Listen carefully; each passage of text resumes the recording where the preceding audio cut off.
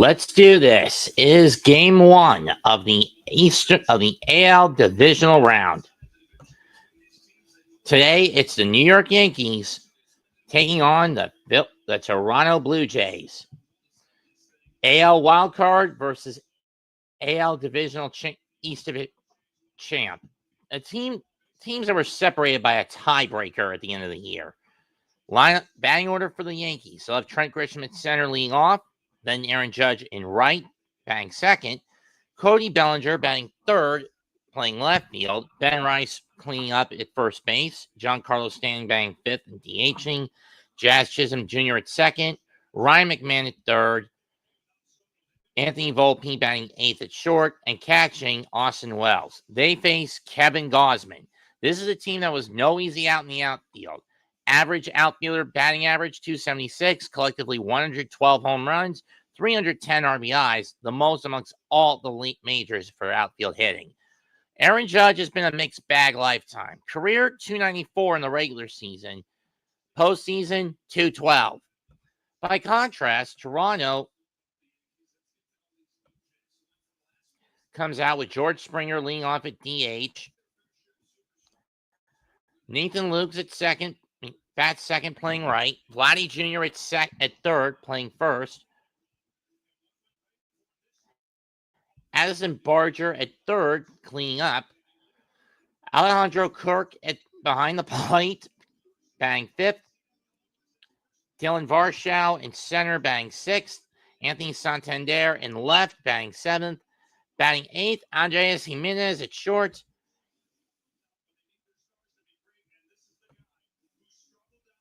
And Ernie Clement at second, batting ninth. This year, Vladdy Jr. had one of his worst career outings. Only 23 home runs and 84 RBIs in 2025.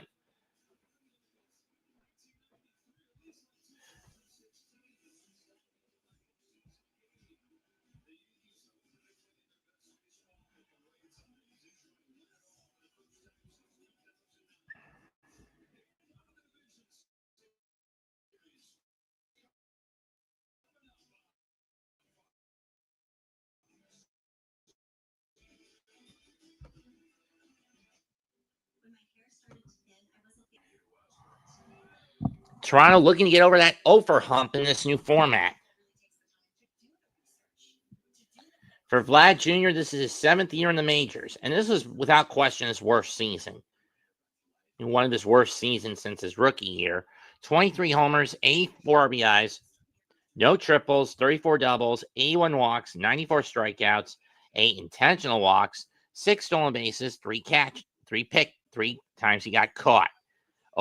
On-base percentage of 381, slugging of 467, OPS of 848, and a batting average of 292.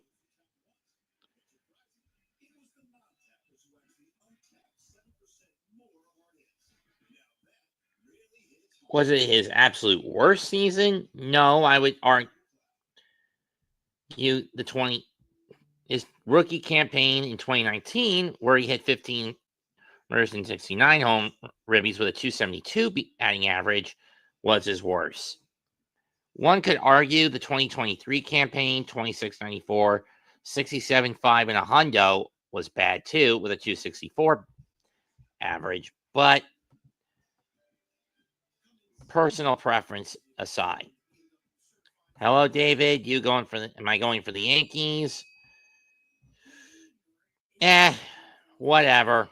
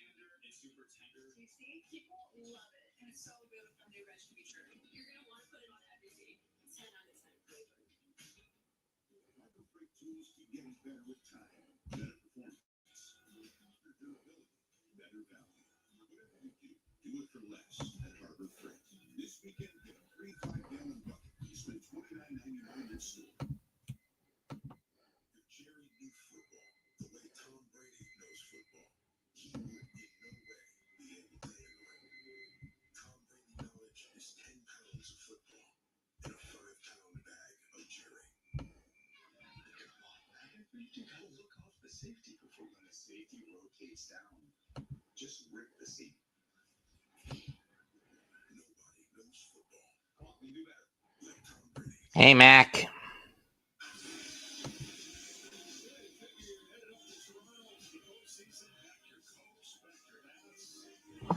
And we gotta look at the Rogers Center, the former Sky Dome in Toronto. Mostly sunny, 77. Roof will be open.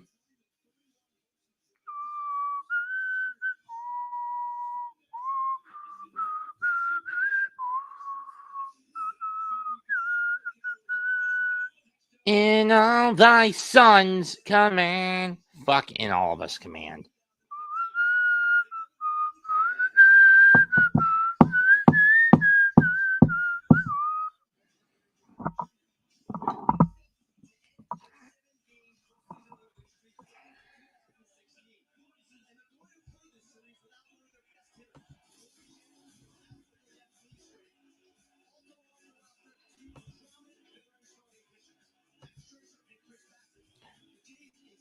Not on the ALDS roster this year, for one reason or another for Toronto. 25 postseason starts for Max Scherzer. Bo Bichette out with a knee injury. And Chris Bassett, despite a 206 career average ERA against the Yankees, Toronto kept him off the roster. Why?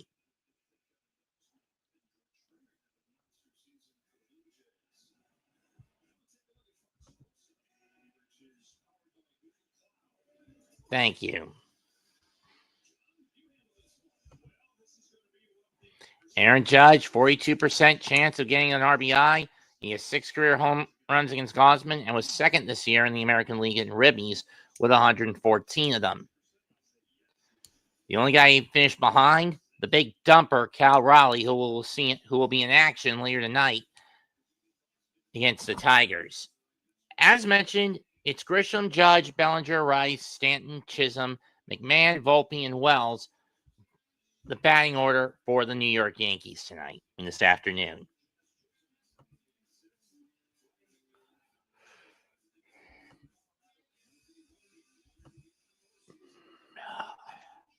And we are underway, so let's play ball. Blue Jays in their alternate blue unis. Kevin Gausman, 32 starts, 3.59 ERA, 10-11 record, 193 innings, 189 over 50 strikeout walk ratio, 21 homers allowed, 4th career start. Opponents hit 216 off of him in 2025. But the problem with him as a starter, he's a 3-pitch pony, but mostly over-reliant on his fastball, forcing fastball, and split-finger pitch. Not often will he go with a slider. Chris Siegel, Adam Hamari, Jordan Baker, Tony Randazzo, Dan Bellino, and Roberto Ortiz, your ump crew for this series.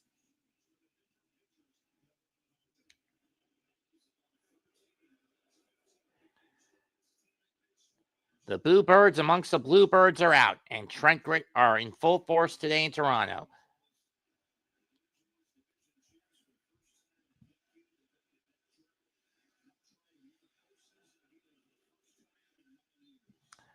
First pitch is underway.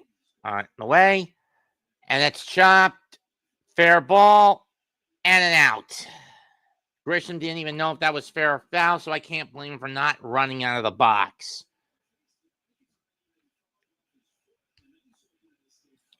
Grisham arguing that ball was off his foot. Let's see. Did it hit off his foot? It did, off the tip of the toe.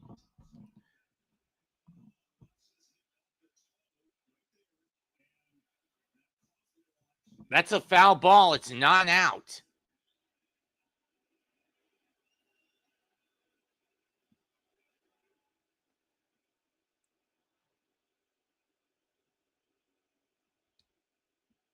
Or they're saying it isn't out regardless.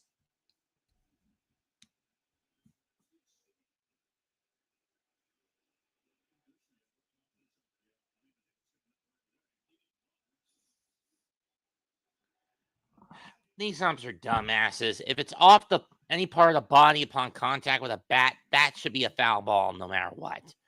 Regardless if it lands on the fair side of the batter's box or not. Judge pops this one up. Guerrero chasing, not going to get it. Hit the net. 0-1.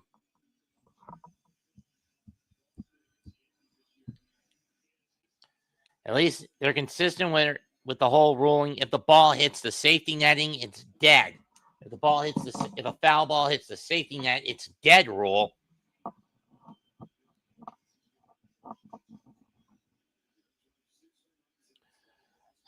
Oh, on pitch. Judge rips one through the left field for a 1-out single.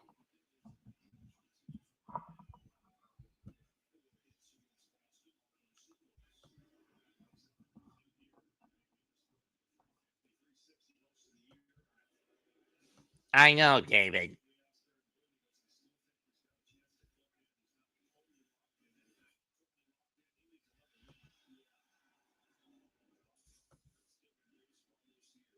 First pitch to Bellinger. Gonna be that slider and swing and a miss. Oh, splitter, 0-1. Bellinger at 29.98 this year, 272 with an 813 on base. 0-1 pitch from Gosman. One with the splitter again, 1-1.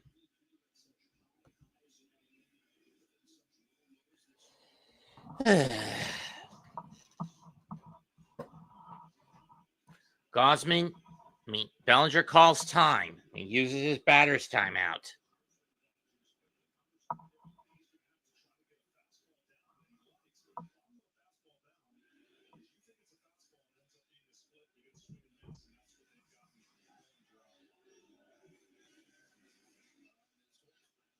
One is chop foul. 1-2.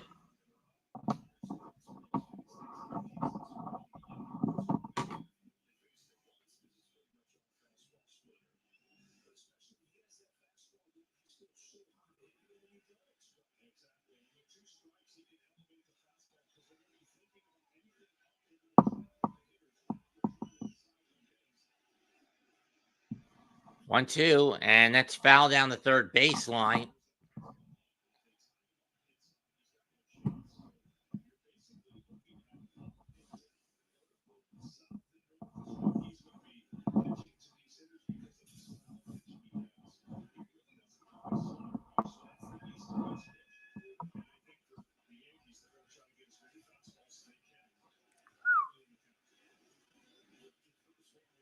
One-two pitch.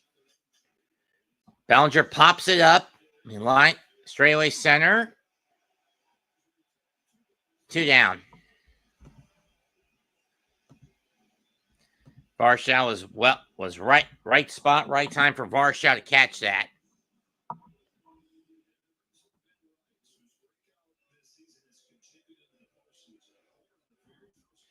Here's Ben Rice, 25 homers, 6 homers, 65 RBIs, and a 255 average this year. Had the 2-run homer that galvanized the Yankees in the series against Boston. Chases the splitter, strike 1.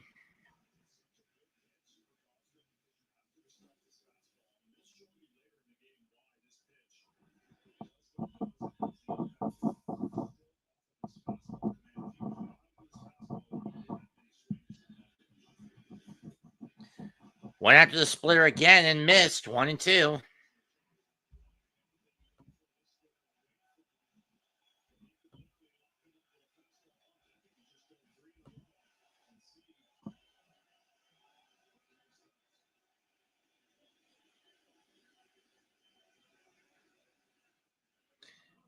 One with the splitter again. This time Rice lays off. 1-2.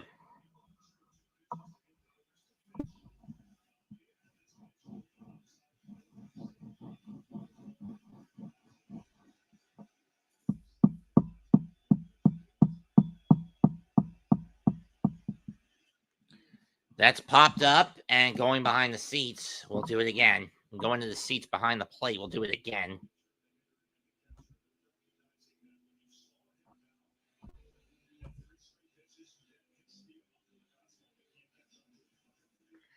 Don't really have one. 1-2 pitch. Got him. Chase the splitter again, inning over. One hit for the Yankees, and they strand the judge at first.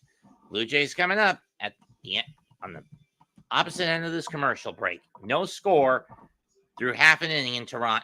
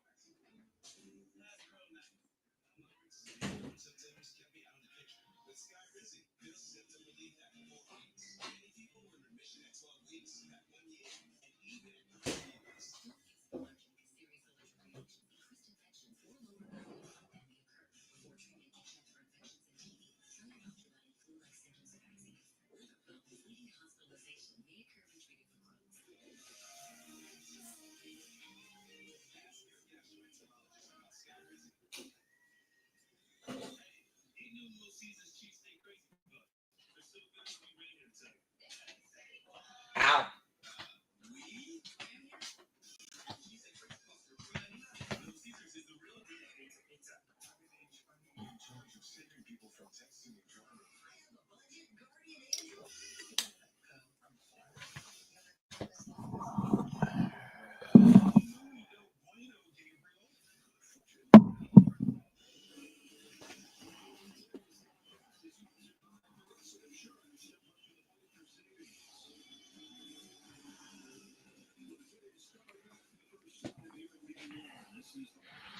And we are back. George Springer leading off for the Blue Jays from the DH spot.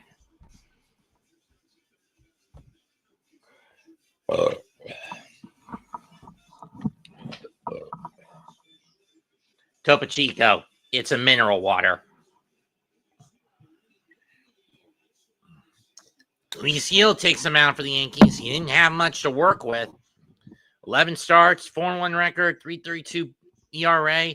He spent most of the year on the shelf. Four-seam, slider, changeup are his bread and butter pitches. But at least with his secondary pitches, there's a little more balance. Heater is fouled off to the backstop, 0-1. Springer, 53 leadoff homers, second all-time in the league.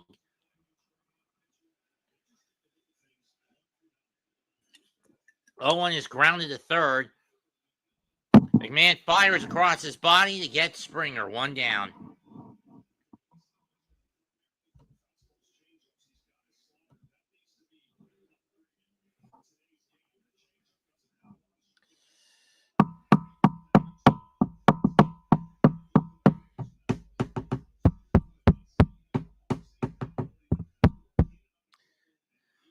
Yankees, he had a lifetime against the Blue Jays. Well, he has a 500 record and a position batting 145 against him, never allowing a home run.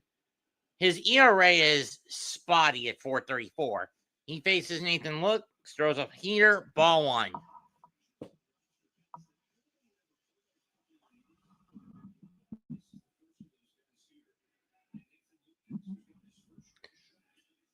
Up the middle, scooped up by Volpe, fires over the first, two down.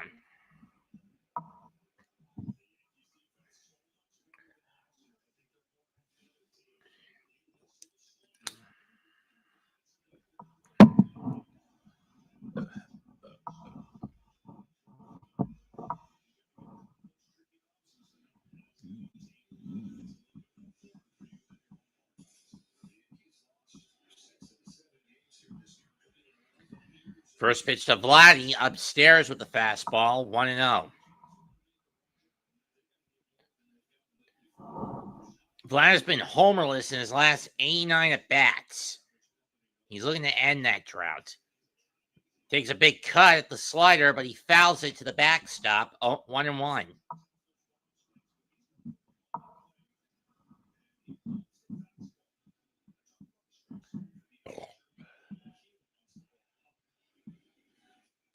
Two one.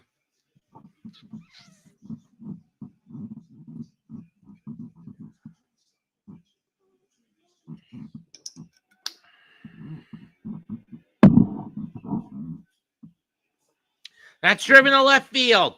Back, wall, and that ends the homer drought for Vladdy. Blue Jays draw first blood.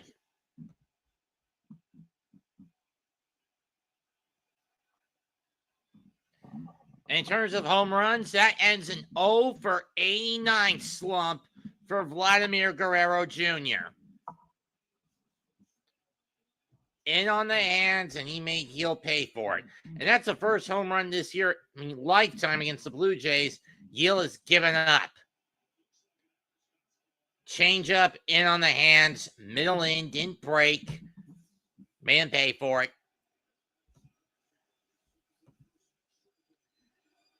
And Toronto scores first.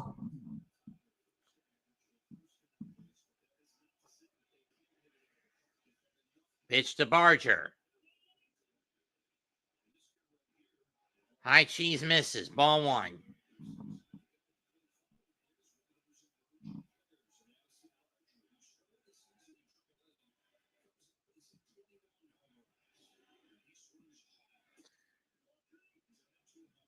Ball two.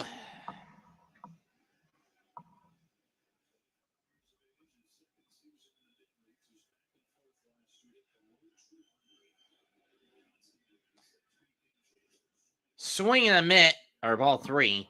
3-1.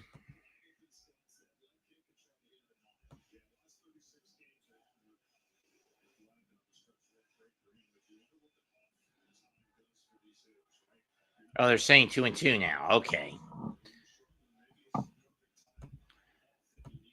2-2 pitch.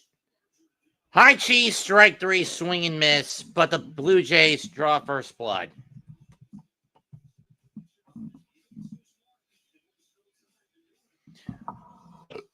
One run, one hit, and nobody left for Toronto. Blue Jays lead 1-0 through one.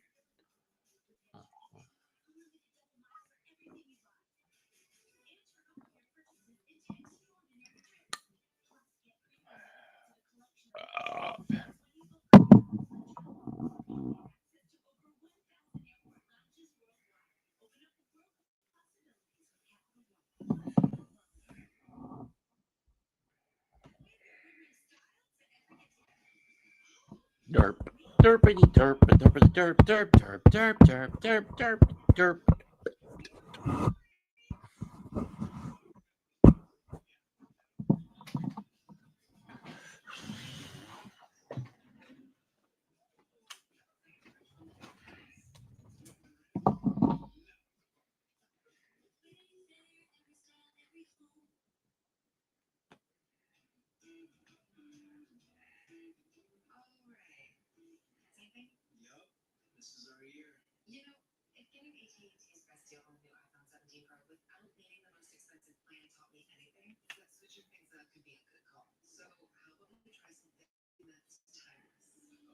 These Uzumaki chains that Naruto.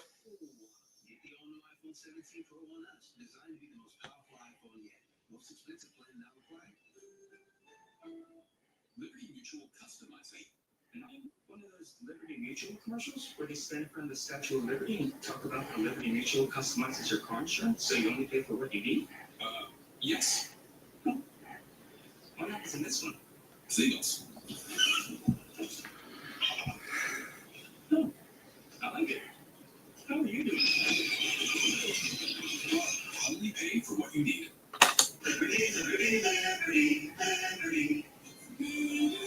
Good guys, I love native. Yeah, we should give this to the mortals. User native deodorant. It's got 6 clean ingredients. And it smells divine. It's not a myth. It's native.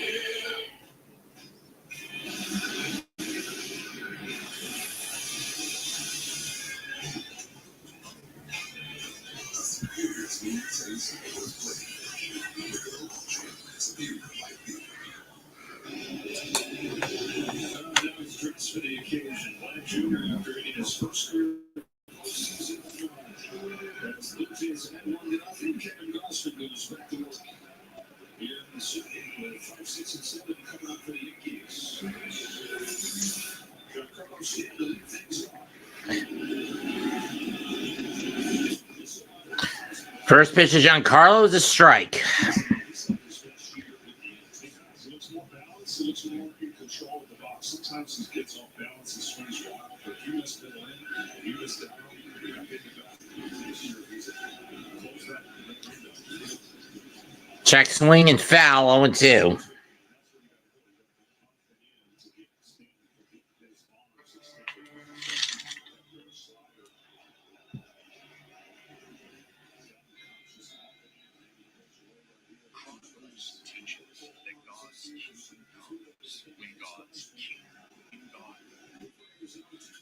Oh, 2 ripped, scooped up, throw over the first, high, but he got him.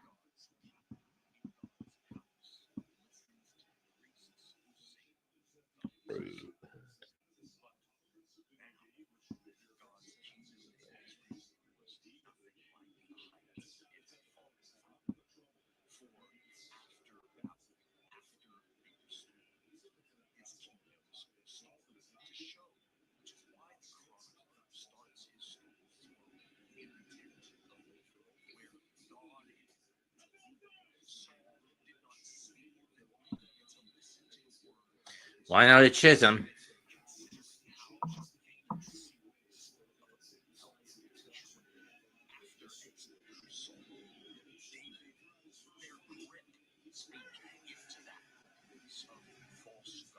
One.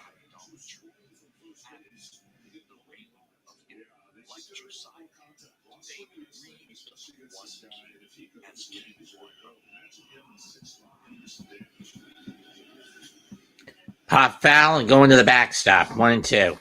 Going behind the plate, 1-2.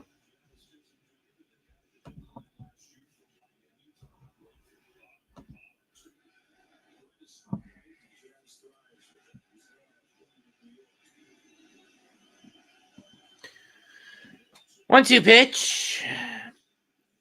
Driven into right field. That's going to drop for a base hit.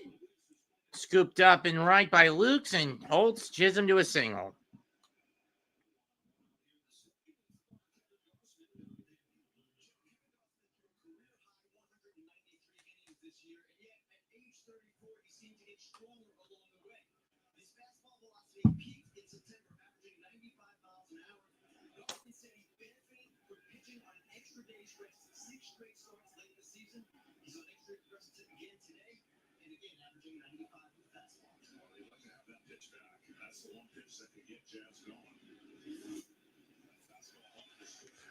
Ball one. Strike one.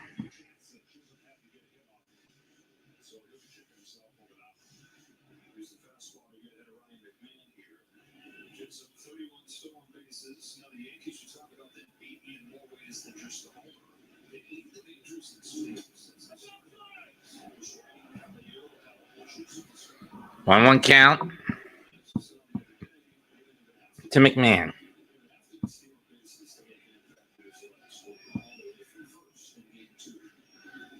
McMahon was brought to the Yankees at the deadline in a trade with Colorado. 1-1 pitch. Takes strike 2 over the middle from Gausman.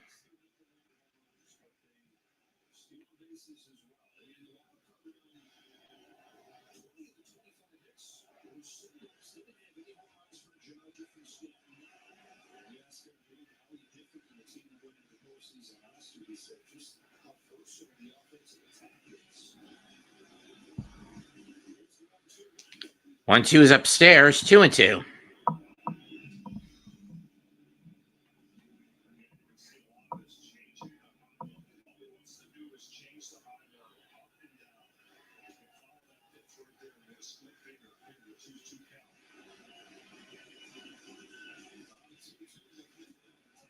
Two just misses the outside corner, the plate, 3-2.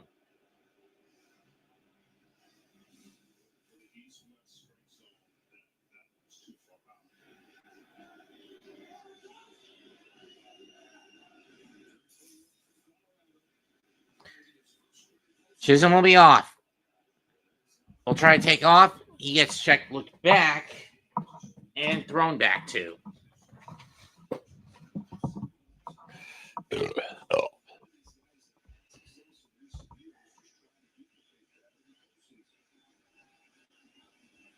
Payoff pitch.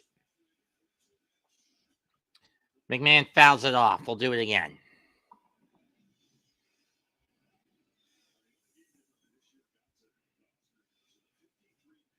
Later on tonight on FS1, it's Tigers versus Mariners in their game one.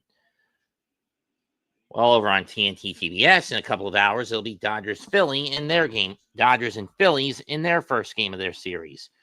Volpe waiting on deck. McMahon, 3-2. Rip to right. Whoa, what a catch by Vladdy, and he'll double up Jazz to end the inning.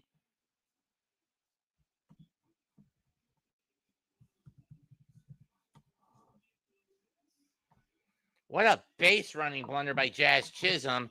Another hit for the Yankees wasted, this time on bad base running. Through an inning and a half, 1-0 Toronto.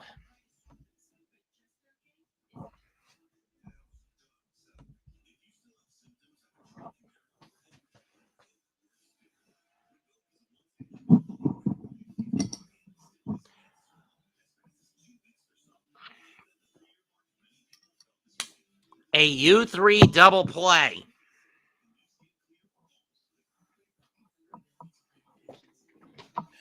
Caught by Vladdy. Now we're back to the bad double play.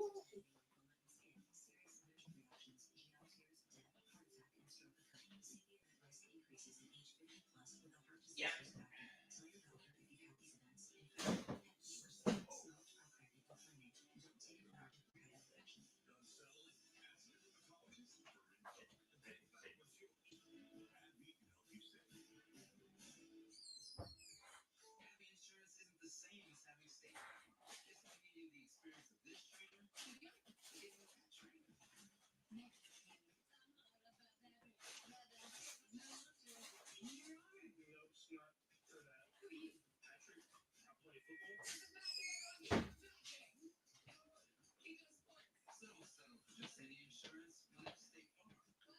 Not me.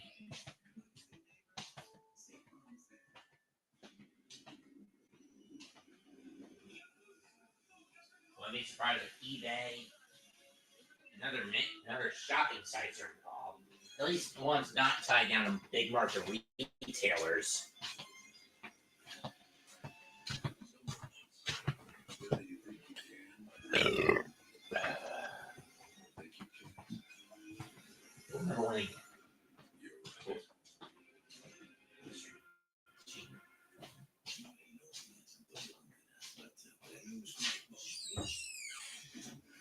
Nope.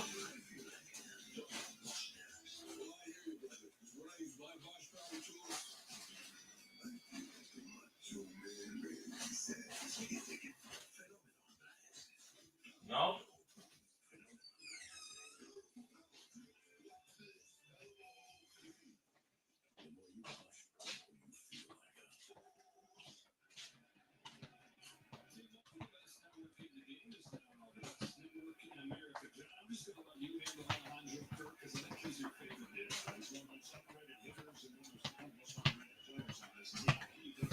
Here's Alejandro Kirk.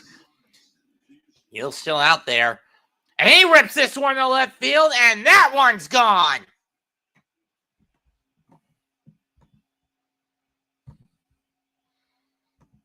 So after spending his entire career not giving up home runs to Toronto, Luis Hill has given up 2 home runs in the first 5 batters he's faced in ALDS Game 1.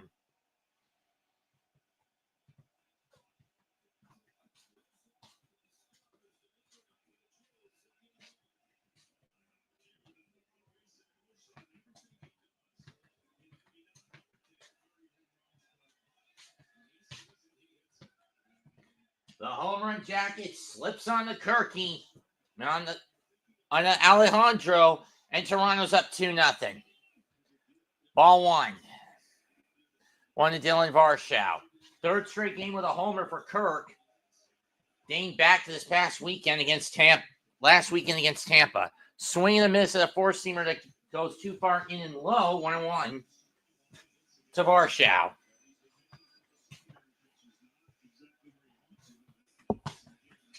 One. That one gets away, 2-1. The next slider gets too far out away, 2-1. For Varshow, despite the low 238 batting average this year, he did manage to meet his 20-homer quota. Third straight year he's done that. That's fouled off, 2-2.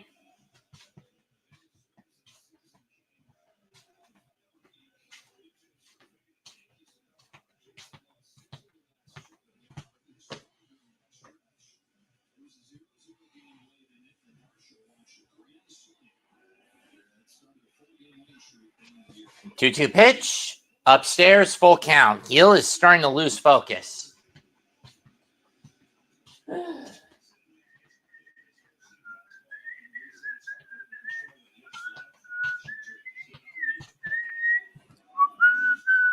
That's chopped, foul.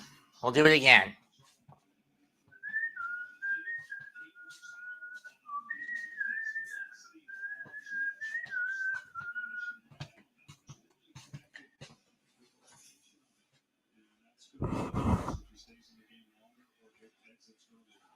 True.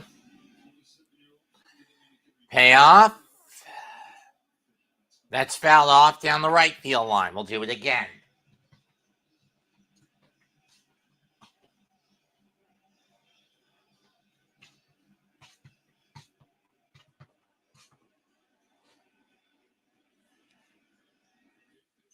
Payoff. Ground ball. Base hit in the right field. Field for Varshow. In the right center for Varshow. How Volpe overextended himself and couldn't grab it.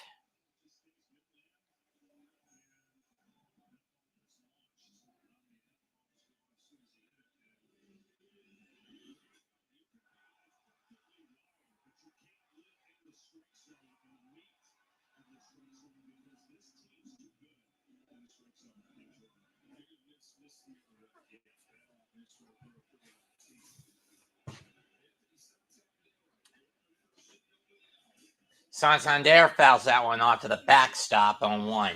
Santander wasn't used that much by Toronto after they got him from Baltimore off free agency and missed 100 games on the due to shoulder problems. As such, he hit below the Mendoza line despite being a massive power bat that could have provided more for Toronto after his stint in Baltimore, but couldn't. That said, 1-0-1 pitch. Pop foul, and that's going behind the plate and into the seats, 0-2.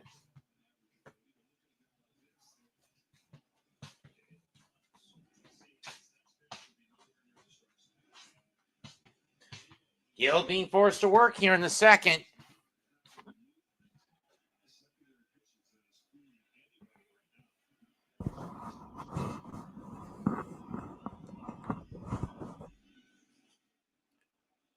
That is hooking foul. We'll do it again.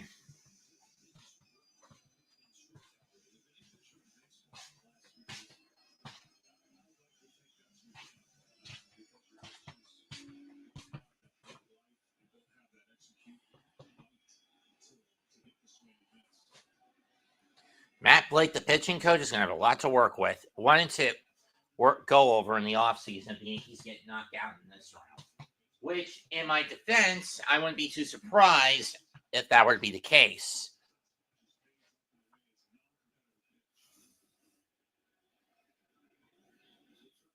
1-2 pitch. Foul off again.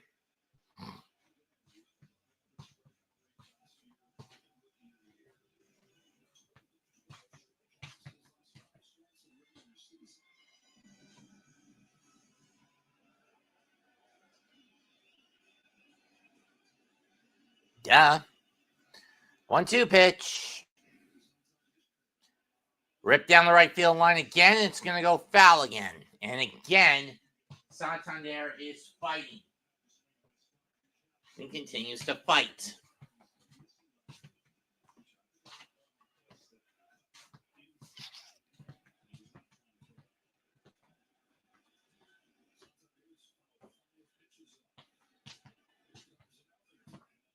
2-2.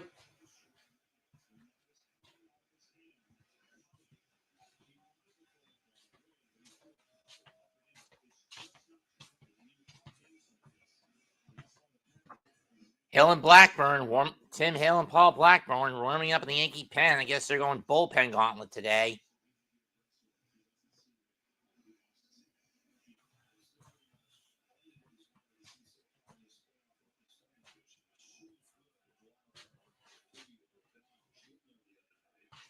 Two-two pitch. Santander pops it up again behind the plate and into the seats. 2-2.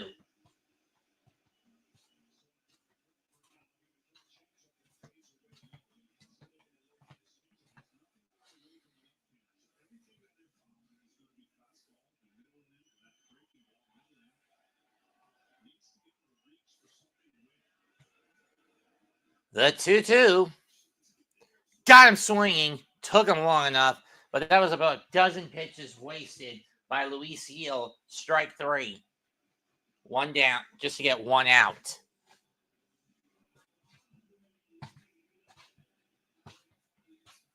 Never heard of the SPLC.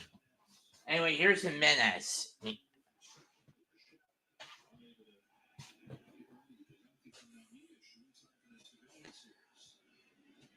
Jimenez making his debut during the COVID season with the Mets, and then he got shipped out to Cleveland for a few years before joining Toronto.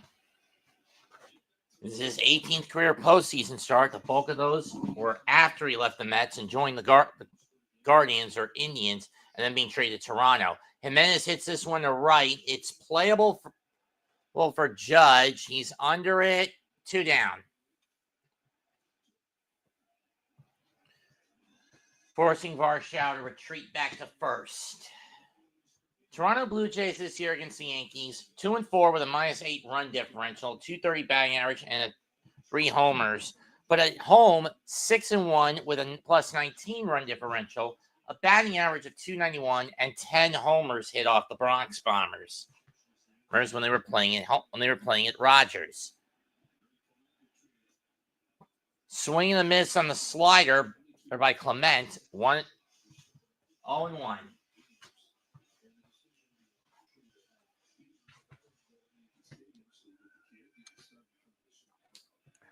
Ernie Clement, .277 hitter with 9 homers. I didn't see how many ribbies he's got. 0-1 pitch. Foul off on the slot, and the slider is fouled off. 0-2.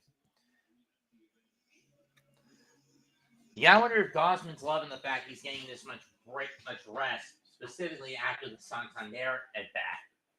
I don't know.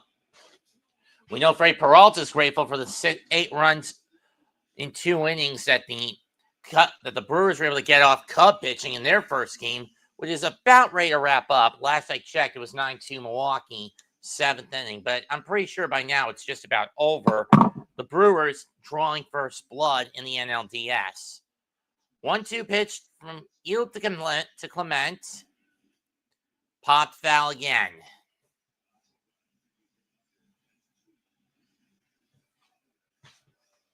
Yep. Soros. Oh. Yep. 1-2. Popped up. Right center. Grisham coming over. Makes the catch. But again, another inning, another home run coughed up. 2 innings complete. Blue Jays 2. Yankees nothing.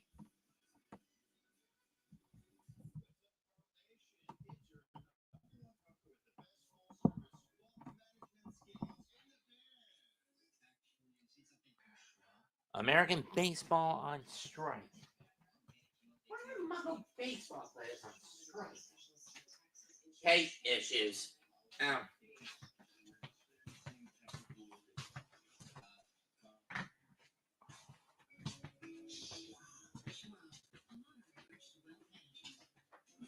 What's the ball?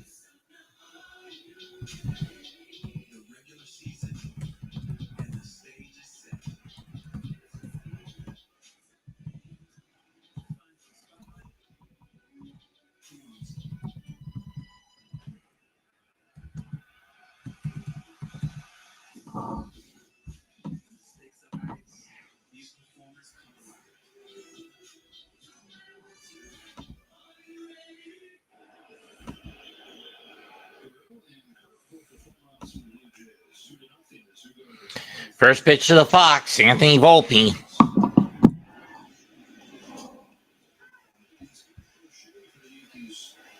Strike one.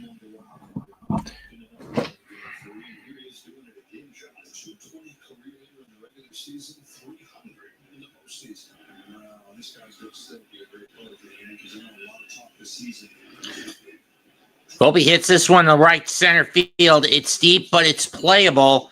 Varshow in the middle of the track, and he'll make the catch. One down. Late, still to come at 6:30. Dodgers and Phillies, and coming up at 8, Tigers and Mariners. Former on TBS, latter on FS1. Troy Melton and George Kirby will take the mound for the Tigers and Mariners, respectively. Probably a bullpen gauntlet for the Tigers tonight. Austin Welk now up, and first pitch grounds it to second. Throw over to the first, 2 down.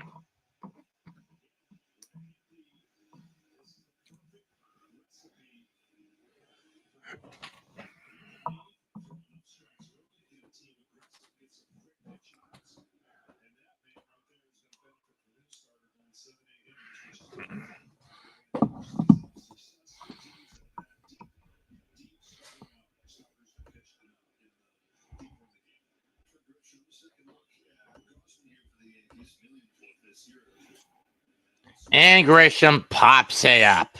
Foul ground. Caught by Berger, ends the inning. So Gosman gets his first clean inning of the day. 2.5 innings complete. 2-0 Toronto.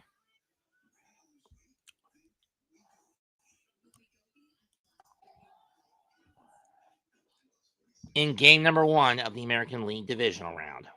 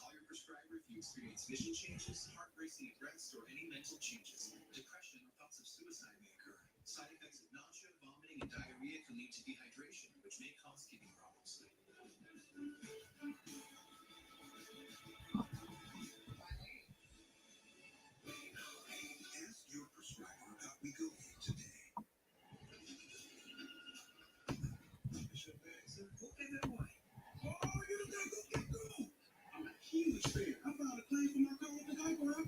It took 2 minutes. Well, I mean, cars on the back end more than just saying it. Next time, how about less fluid emphasis? There we go.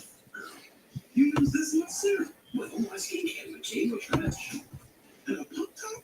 They make a mess. But I'm taking this. I think you should roll with them. Get more than just savings. Get more with Geico. That's a little hot for a little low. AI from Google Cloud figured out that over half the players hopped the foul line during the World Series. Their average sprint speed was 3.9 miles per hour faster than those who stepped in chalk. And when they made contact, they found the ball 13% more. Now that's stepping up your game. Catch the game like never before with AI from Google Cloud. Introducing Subway's new fresh fit menu. Lots of protein, tasty sauce, all under 3 calories. Subway's new fresh fit menu. Eat fresh. That only restore and protects. A first-of-its-kind innovation that returns pistons to factory clean by removing up to 100% of deposits. Restore your engine to perform like new. Restore and protect. Another first from Valvoline.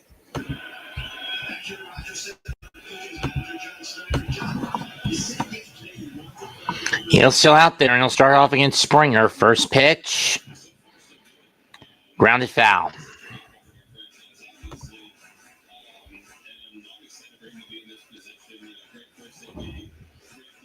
John Schneider the manager of the Blue Jays, led into their first AL East title since 15. Question is, can he lead them back to their first AL championship round since then? And lead them by proxy to their first World Series since the last time they won it, which was back in 1993.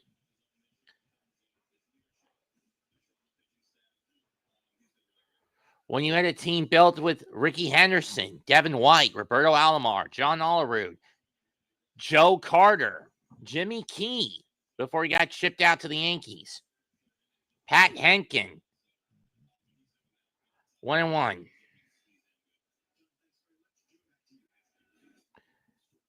Goes slider this time, and he misses. Swings, and it's a swing and a miss. 1-2. What? Excuse me a minute. Springer pops it up, center field, back on a Grisham, 1 down. It's on my lawn, Grisham. My lights are down.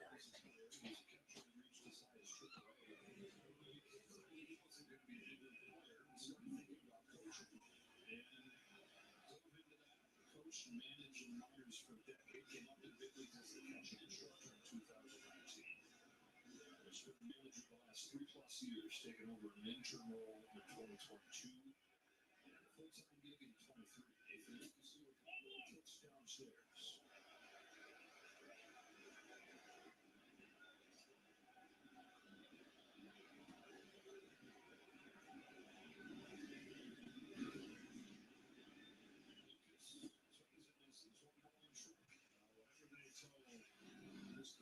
He's come out and made some adjustments early on. Made some great pitches to Springer. He's made some low, good fastballs here away, which is how you got to get him out.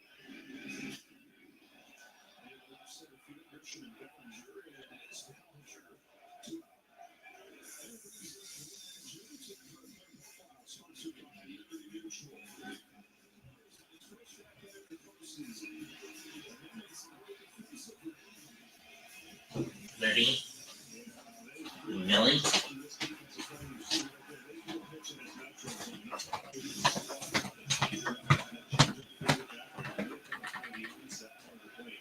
Melly.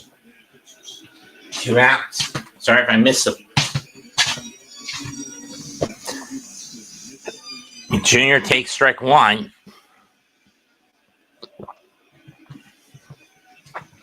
0-1. Foul off. Do it again. 0-2.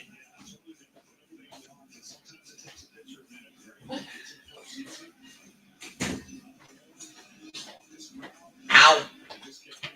My neck again.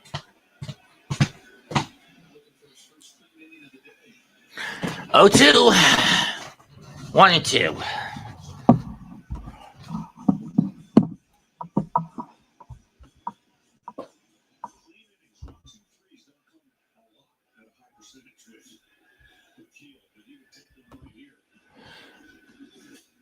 One, two is ripped in the right center for a base hit for Vladdy, so he's got a single to go along with the all we got in the first in his last at bat.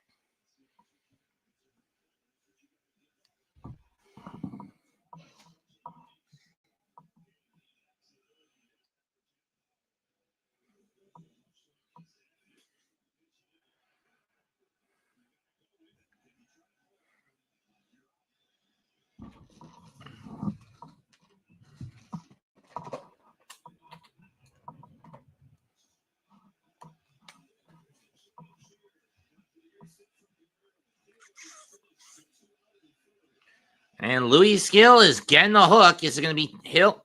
Louis Gill getting the hook after 2 2/3.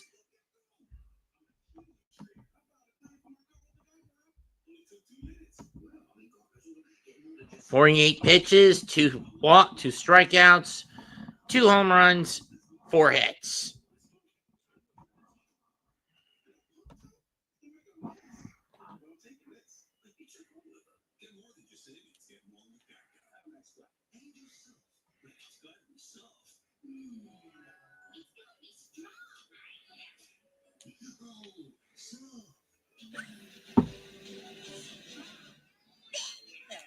Genius versus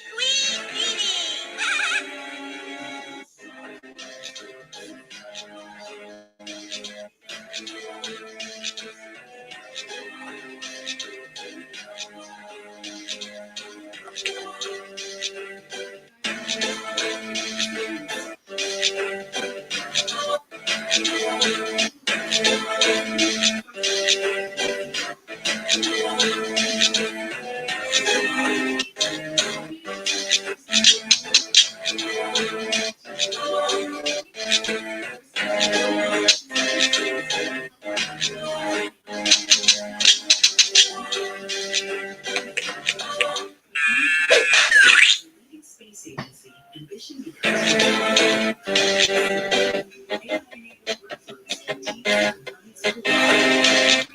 stays on course.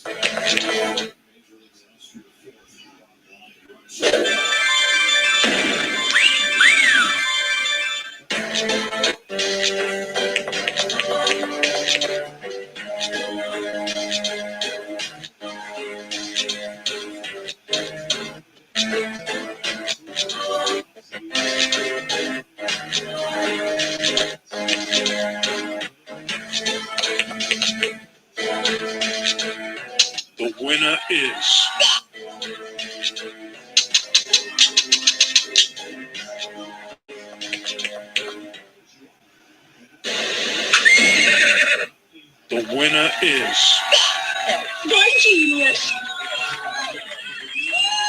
And a base hit for Barger, excuse me. And now it's Kirk up as he faces Timmy Hill.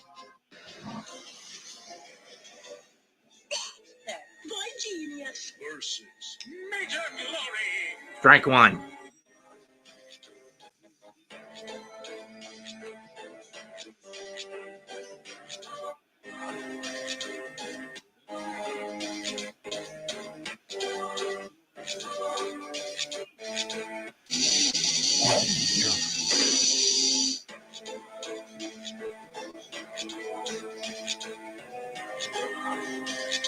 One pitch to Kirk.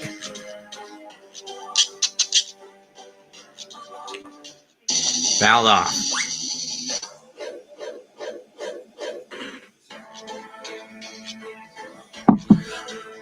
Offense since May 29th, Toronto has been amongst the tops in batting average, runs a game, OPS, and extra base hits. Guerrero at second. Barger at first after another single that I missed.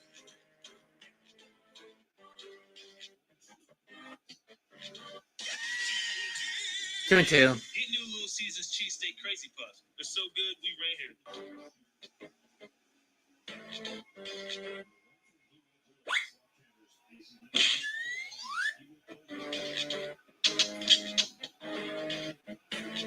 here. Ground ball, throw to first, inning over. 2 hits given up, and that's it for the Jays, and they strand 2. 3 innings complete. 2-0. Think Toronto. Judge due up in the 4th.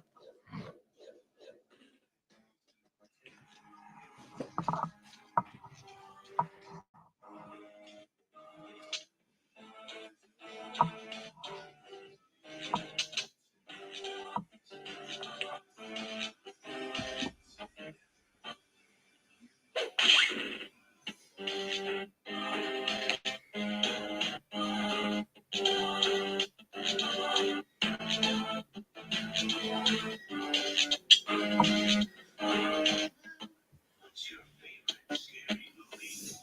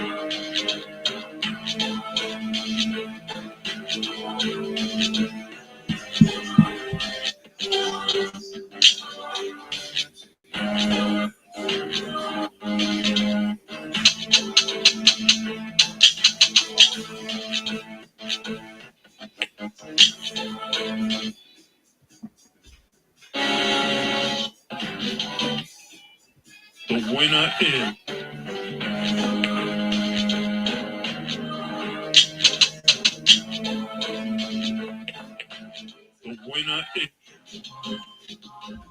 versus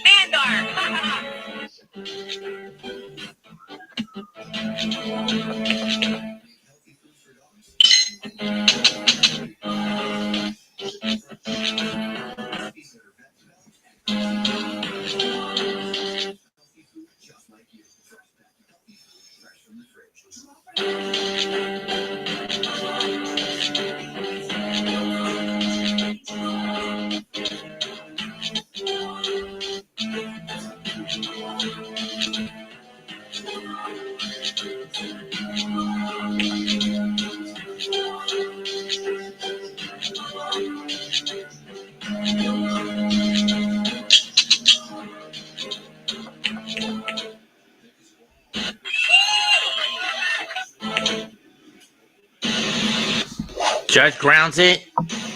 1 down.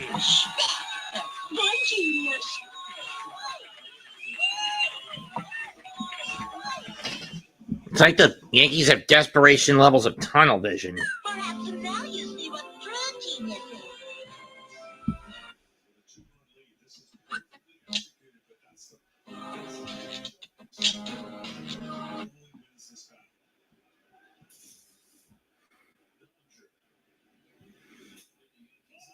Ball on the Cody Bellinger.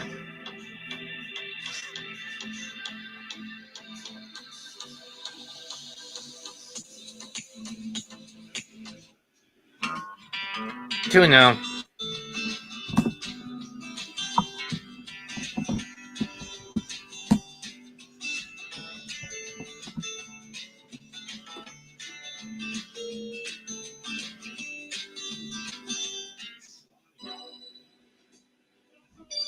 Three now.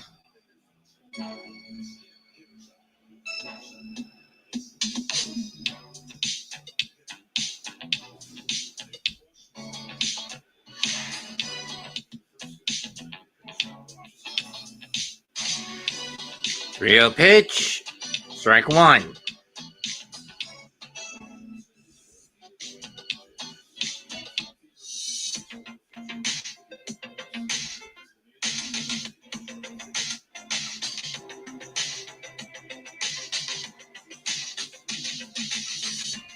Bellinger lines it, caught by Vladdy, 2 down. Grounds it to Vladimir, caught and scooped up. He'll run to the bag, 2 down.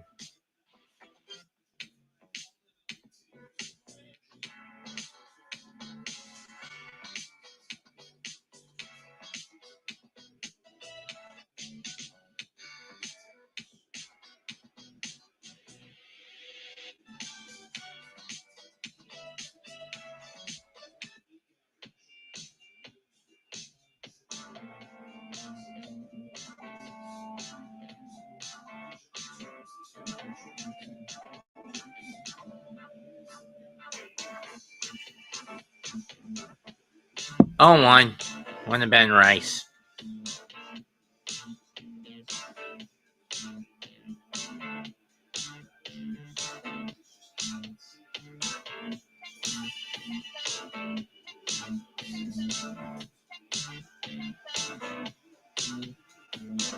Oh, 2.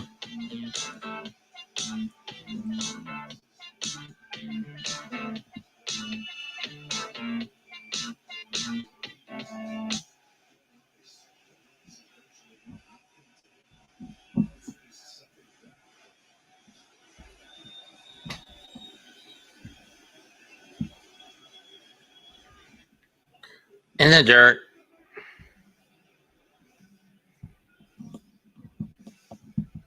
Lunch for you. What?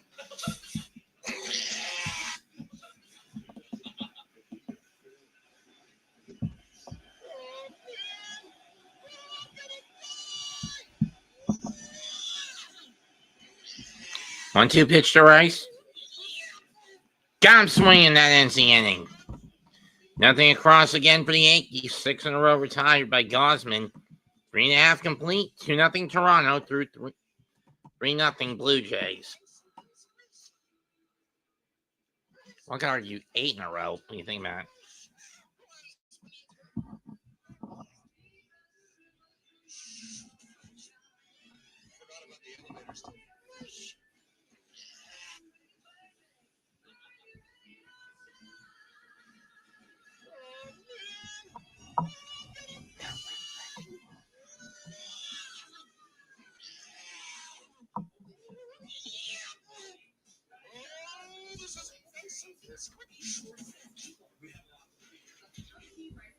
Everybody can make whatever they want, and it's funny to know that.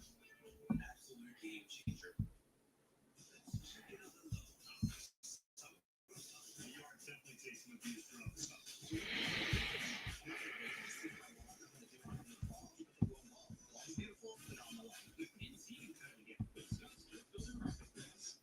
Oh, all right. So Ronnie James is absolute ass again at basketball. Ronnie, can you please sit back here so our back is firm and our feet are set so that when we're about, we're going to stunt the ball. We're going to be able to recover. Look at Ronnie. Walk, walk, walk. Now I see her going towards the ball on the kick out. This is moving around. What the fuck were you doing? No, Ronnie. Handoff like this. I am always going under and being Grayson Allen on the other side. You come over like a dumbass. And Ronnie James has the guard skills to make it 2-year-olds. There's traffic here, Ronnie. What the fuck are you waiting for? Get this pass through to Jackson Hayes. I can either get dunked over the top of Devin Booker, or that creates a wide open corner three. What the hell are you waiting for? Half shirt, half jacket. Excuse me? Like brunch. This drives me to fucking outer space. Ronnie is 1 for 12 shooting. So he's in the corner, you can't see it. Your man is going to help on the ball. Why the fuck are you standing in the corner? You're like another 3 and 1 for 13. Why were you not cutting as soon as Devin Booker left so we could drop it into the play? How ass is this? A 4-year-old has more defensive skills than Ronnie James. This is like fucking elementary school stuff. Just guard the ball. That's all. Oh, shut up, Boone. That's outside ball one of our show.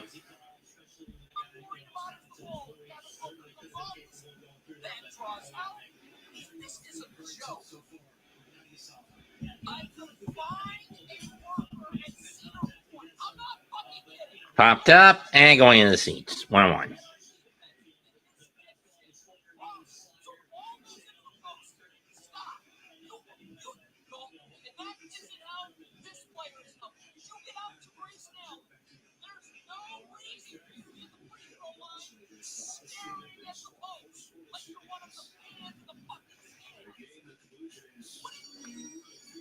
What the hell was that? You have like 10 shots of body now. What the fuck? Karina 2-1.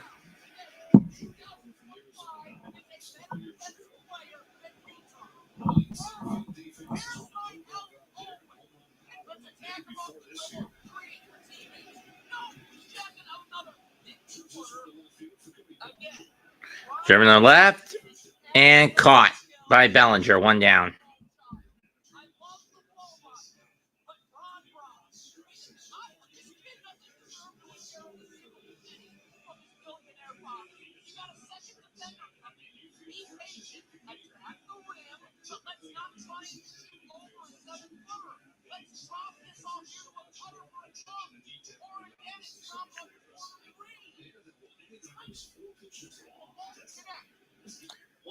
That's foul. Driven in the left field corner. Is it fair or foul? Foul.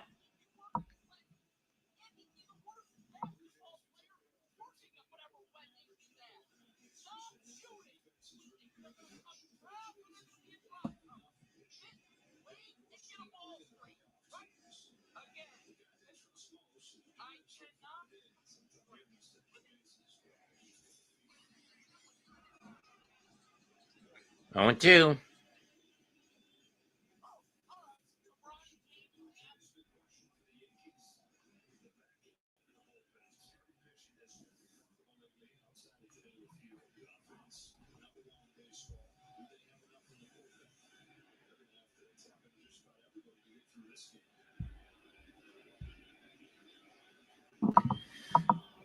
The only other game that went on prior to this, Milwaukee and Chicago is over. Brew Crew win 9-3 and take a 1-0 series lead on 8 runs in the first 2 innings alone. Getting all 9 of their runs in the first 2 innings alone. 2-1.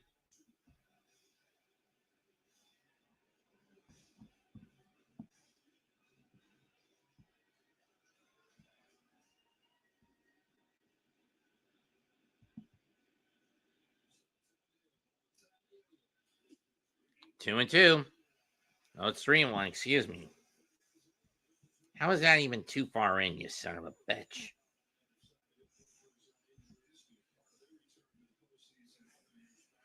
If this series manages to go to Game 5, October the 10th at 8 will be the fifth game of the final game of the series. If it gets that far, just to point out. Big F. 3-1 from Hill. Strike 2.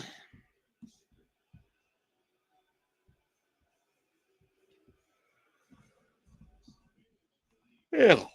Excuse me. Payoff is popped up. Center field. Fly ball to center. Grisham under it. 2 down. Fox Super 6 MLB win sponsored by DraftKings. Win $10,000 in prizes. Play for free.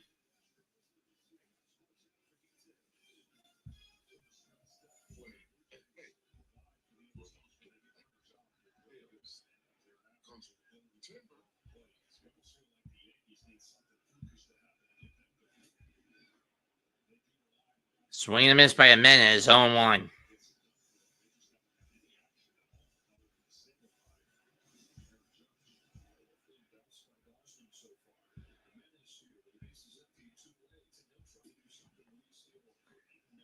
I mean, 0-2.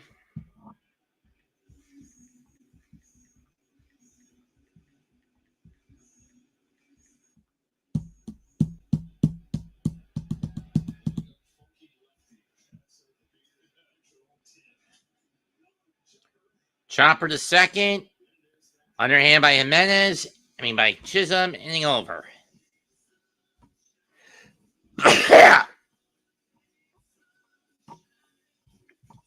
We're through 4.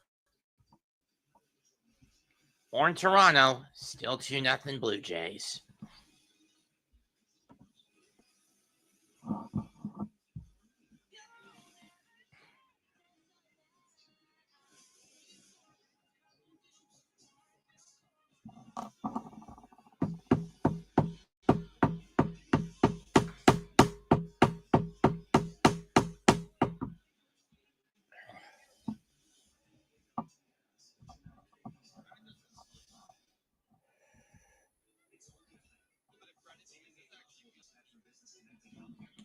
I think this is their second.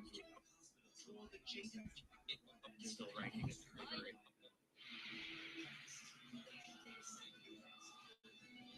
Three is 5. 3. Victor is declared. Overall, I thought it was a fine list. I like the top half better than I like the bottom half. Sho Makoto and Amon Manjome. I don't think either of those duels are top 10 worthy. I actually do like Sho Makoto more than Amon and Manjome, but besides those two, everything else I thought was pretty fair. I was worried there was going to be a lot more DM bias, where Happy Saturday, Daniel. Was going to be on it, or the Paradox brothers against Jaden and Cyrus, but I'm happy that wasn't the case. Little Yugi Moto, one of the main characters of Yu-Gi-Oh! Duel Monsters, and sadly, he...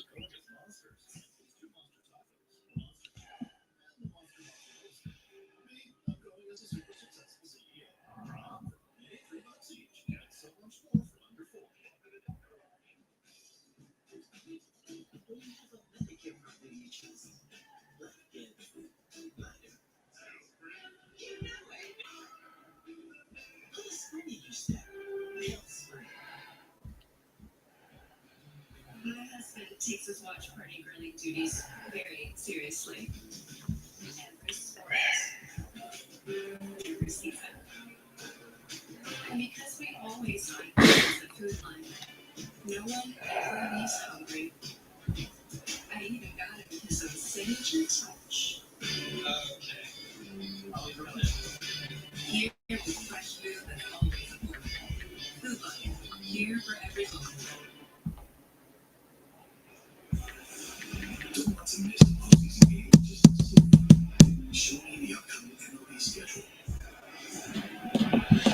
This is the booking style. When you think of MLBs, you think of Giancarlo leads off the 5th for the Bombers. First pitch on the way from Kevin Gosman, who hasn't had to throw much. And Giancarlo fly ball right field.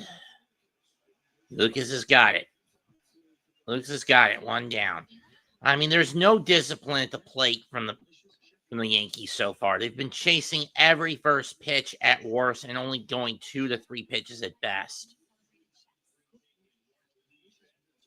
But it's a Pyrrhic victory for the Brewers as Jackson Churrio's out with a hamstring injury.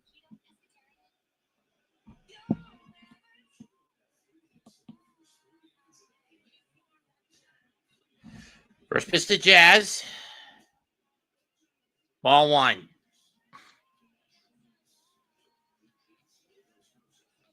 Churrio, the first player with 3 hits in the first 2 innings of a playoff game. First team with 9 runs and 10 hits this postseason. This round, swing and a miss by Chisholm, 1-1.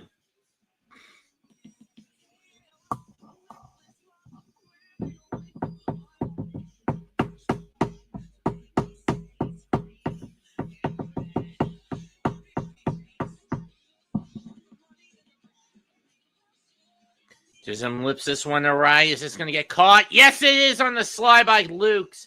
What a catch. 2 down. He took at least a double away from Jazz on that one.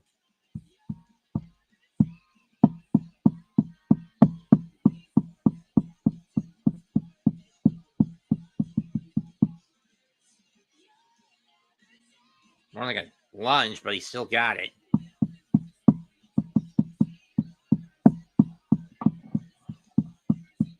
This game is moving at a pretty efficient clip.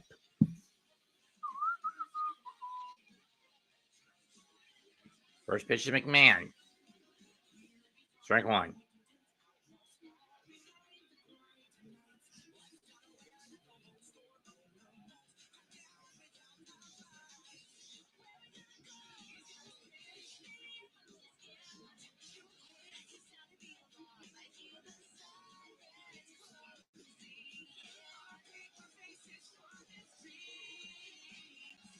Strike 2.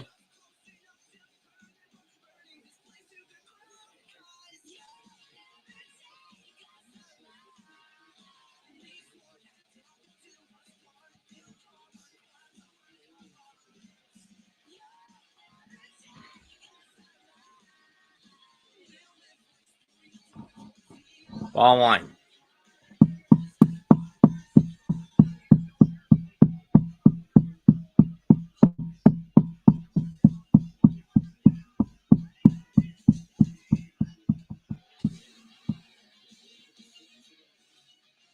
That's foul off.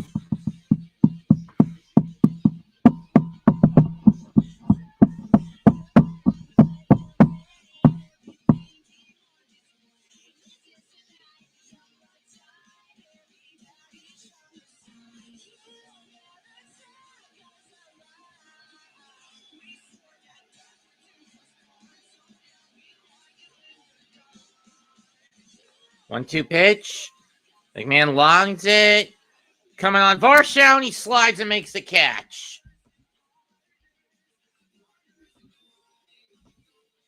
Halfway home, still 2-0 Blue Jays.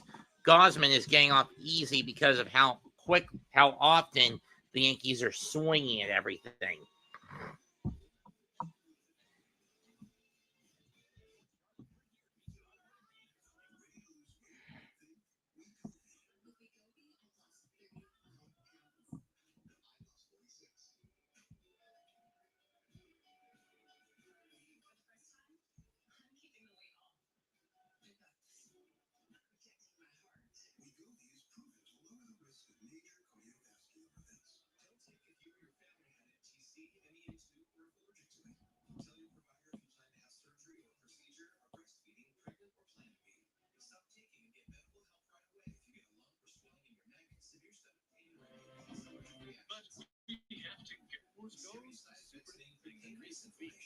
Honestly, both of these games are fun. But if you have patience, they can be enjoyable. You'll just need a lot more patience with Genesis. Best Justice League has Force Goes Super Nintendo.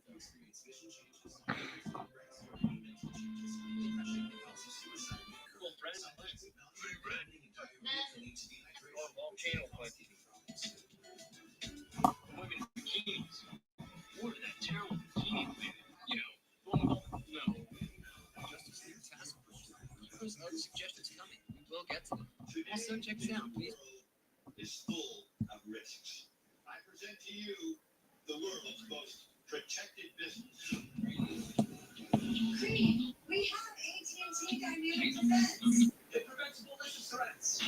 How did you just get in? There's no door. Oh, that finished it.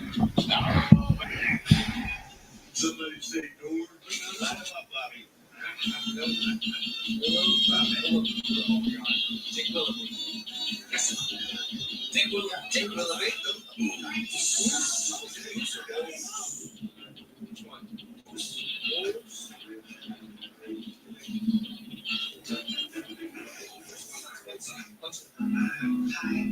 For a little more precise measurements, check medical on Homes.com. It's the true digital model of the listing. Yeah. How about this? Just fucking get one in there. Find a place. How about Mexico? It's $1 JBC meal is here. That's 2 junior bacon cheeseburgers, medium fries, so you better be on your way. It's from no one. Your number one deal for the number one.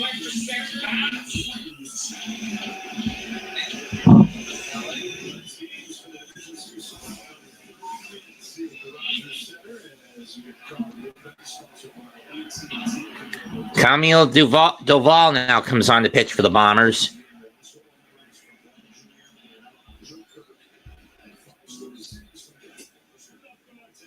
Ball one.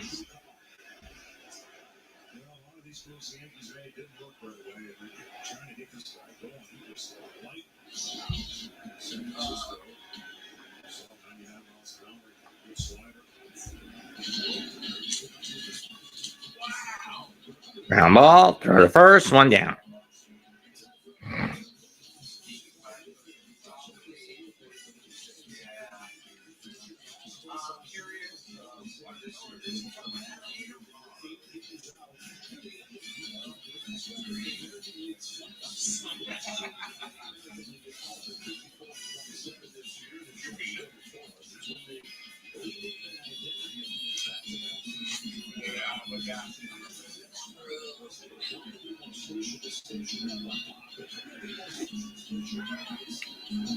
Ball one.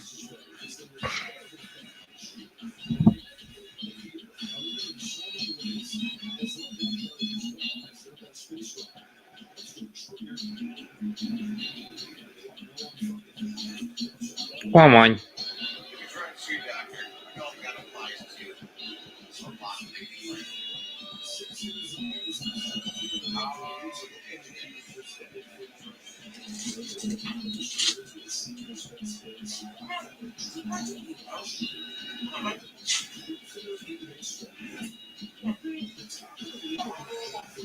Two one on that pitch.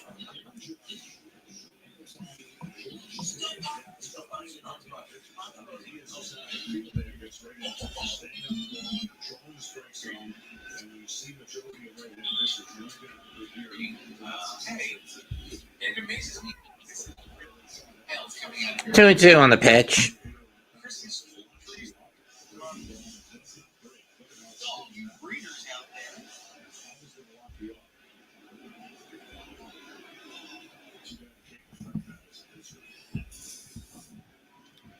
Two one pitch is ground ball. Shortstop's up to short. Volpe fires. Two down to get Springer.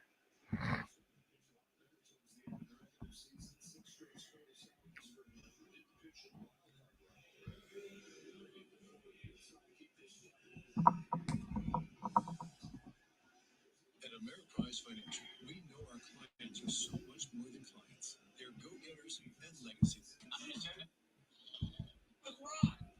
Best shot rock. This guy's the good. I know. They used to play jump rock all the time. Ball one.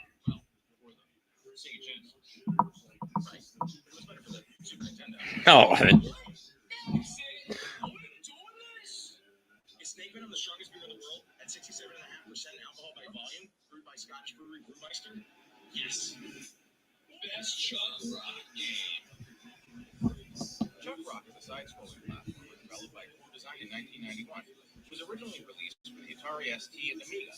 It was later ported to the Commodore 64, Amiga CD32, Sega Master System, Sega CD, Game Boy, and Game Gear.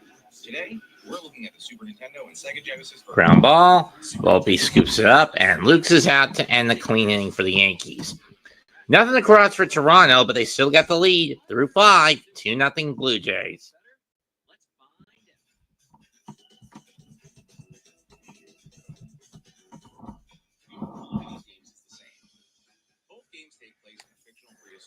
Except that the Super Nintendo port's cropped. I know. I've been on flash sites and played both ones. I mean, both ports. And I actually rented the Super Nintendo port as a kid. Dinosaurs, insects, fish. And there's other enemies too, like skeletons, fire creatures. Other than some palette swaps, though, the enemies all look the same. The levels pretty much look the same too. There's the jungle level. There's Chuck, obvious screen resolution. This happens almost every time. Games look identical. Super Nintendo version is cropped. You see more of the Chuck Rock world on Sega Genesis. Not to mention the fact that the Super Nintendo game also has black bar lines all around the entire screen, so you're seeing even less than from just the cropping. That's nothing. I'll take my crop game any day. It's more colorful. Look at any 2 stages. Now that's a vibrant cave. Right, with the Super Nintendo Pros in there. There's so much black. Observe. Loaded with parallax. Just boring cave. There's just so much Nintendo. Presentation of both In the instruction book. Yowza. Yeah, the rest of the device cutscenes sets up the story and main villain in the instruction book. This is unfortunate because the original versions have an opening cutscene that sets up the story and main villain. Not to mention other things. Yowza. Yeah, the rest of the device presentation is pretty much the same too. The HUD during gameplay is very simple. You have your number of lives, life bar, and score. That's it. There's not even a scoreboard, so once again, the score is pointless. Other than that, both games start with a concert of sorts during the title screen. Nothing really happens here. That's actually Chuck on guitar wearing a wig and his wife Ophelia next to him. So everything's pretty much the same. Not exactly. Sega game's a little more flashy. Here's what happens when you beat a level on Super Nintendo. It's very bare bones. But here's what happens when you beat a level on Sega. Whoa, so flashy, so classy. Definitely better. What, that? I have a real reason my presentation is better. Let's go to the endings. Here's what happens when you beat the Sega game. Okay, that's a decent picture, I guess. But now check out the Super Nintendo. Okay, but where's Ophelia? Whoa, look at her slide. And Chuck with the flip. And if you like that, wait till after the credits. Whoa, more sliding. There's no sliding or flipping on Sega. Gossman has gotten 8 men out by his split finger pitch and 7 by his 4-seamer. It'll be Volpe leading off. First pitch, strike 1.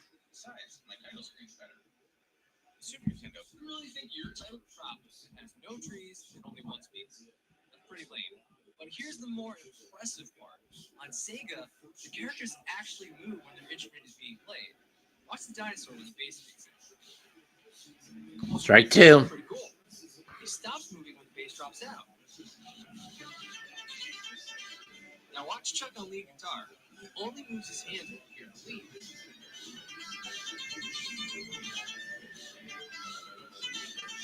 And Ophelia switches from guitar to keys at the right time too. For a game called Chuck Rock, they actually nailed the rock part. And how do they sync the movement with music on Super Nintendo? They didn't. They just randomly move. Chuck doesn't move the lead part. Volpe hits this one off the end of the bat. Deep left field, going back to the track, to the wall, at the fence. It's going to go off it. Santander can't get it. And Volpe will get a leadoff double.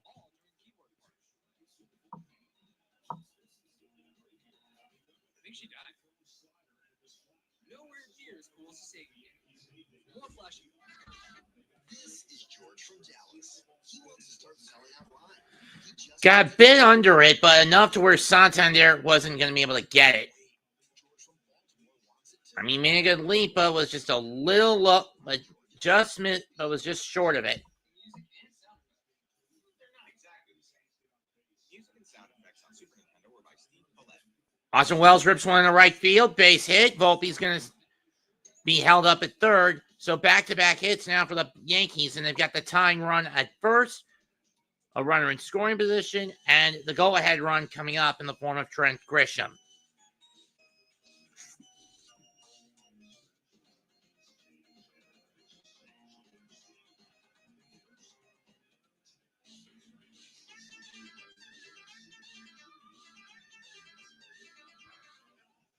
Same song. But I think my quality's better. The melody of the song sounds so exciting, chip tuned on Sega.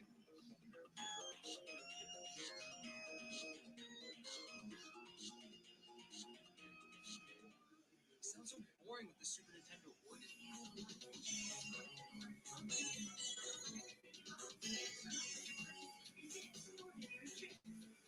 What? No way. Besides, my game has more songs than yours. The Super Nintendo game has a boss theme.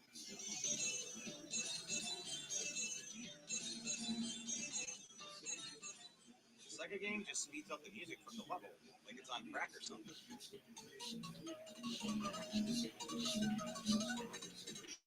Bunga bunga. The Super Nintendo game also has an ending theme. So Gossman in trouble as Grisham comes up. The Sega game just plays that sped up music from the last boss.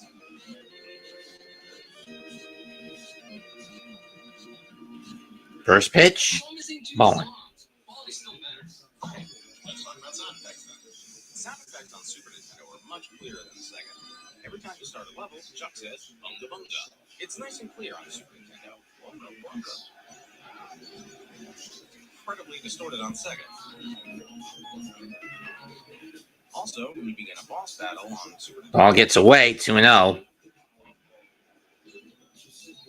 on Sega, he just says, bunga bunga again. And it's not just Chuck. Even the enemies sound better on Super Nintendo. Here's a saber-tooth tiger on Super Nintendo. For having much cleaner sound effects. Best sound goes to Super Nintendo. Practically identical. Like I said before, these games are side-scrolling platformers. In both games, you play as Chuck. You have one button to jump and one to attack. That's it. Chuck's attack is referred to as a belly. 3-0. Right. Definitely not humping. Chuck can also jump kick. You can't jump on enemies. The only way to kill them is to hump them. I mean, belly butt them. To jump kick them. Or you can, wait for it, Chuck rock. Chuck small and big. 3-0 pitch to Grisham. Takes strike one over the outside edge. But not everything is out there to kill you. Some creatures can help you. You just gotta belly butt them. Or Chuck rocket. There are 5 levels in both games. Each level is made of 3-1 pitch. The objective is very easy. Fouled off. Get to the end. And every level ends with a boss fight. Bryce will be in motion if he so chooses. These games don't have a password or save, so you've got to beat them in one shot. Once you're out of lives, it's game over. It's a quirky game that didn't age horribly, but it still has its flaws. Boss battles are a mixed bag. They can range from, okay, I figured out the pattern, to, I don't know what I'm doing, to pumping them. And it's ball 4. That's going to load the bags for the judge.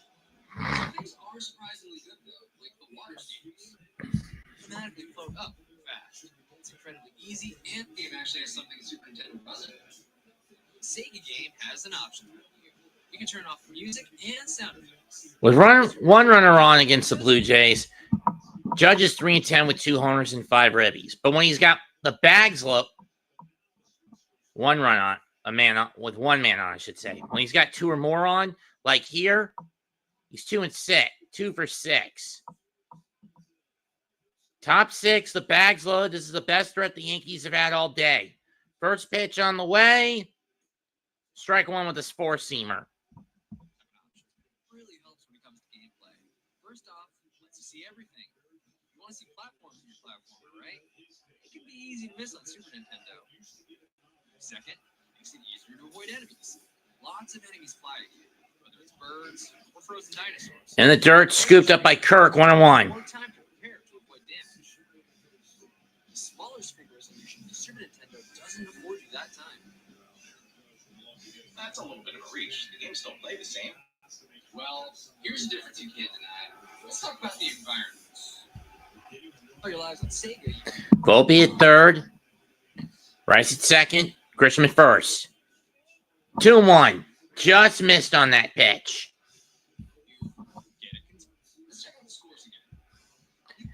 Yankees had 9 salamis this year, tied for most in the majors. Can the AL Valley champ come through? 2-1. Swings and misses. He went after the splitter. 2-2.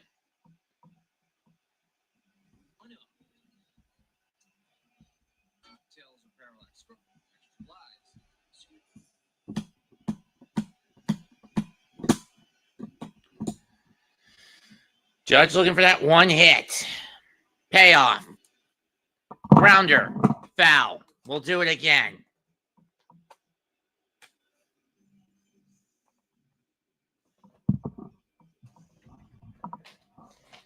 Again, really testy, folks.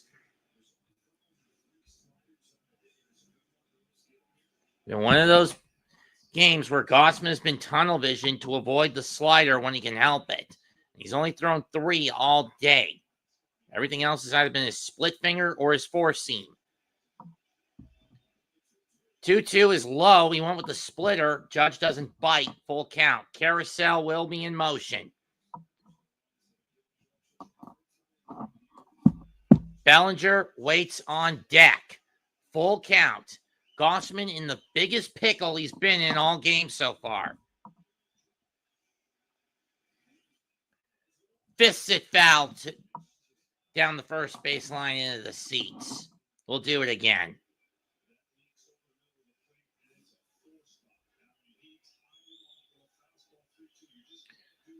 That was in on the hands, too.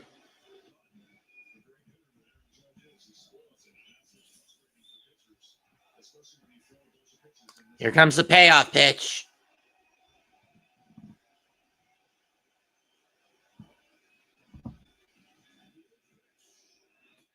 Swing and a miss. He chased the outside split finger. Strike 3.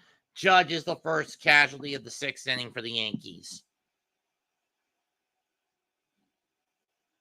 And that was a defeatist pitch. Judge didn't even bother holding up. If he did, this deficit would be cut in half for the Blue Jays' advantage would be cut in half at minimum.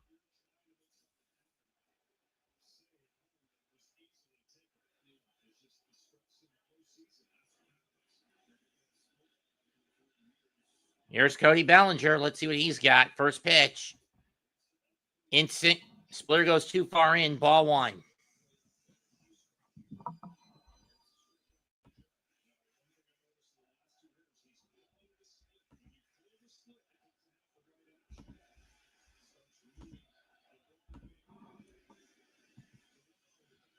One 0 is outside. 2-0.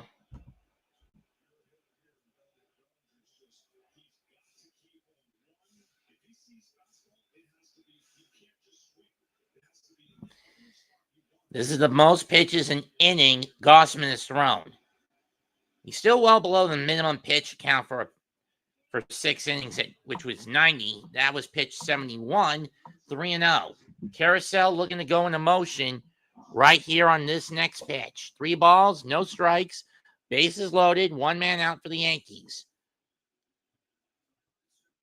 Looking for a ground ball here, and it is low. Ball 4, misses the side edge. Bellinger will get an RBI walk, and the Blue Jays' depth advantage has been cut in half. It's 2-1 Toronto. He gets cut in half as Volpe can just trot home 2-1 Toronto.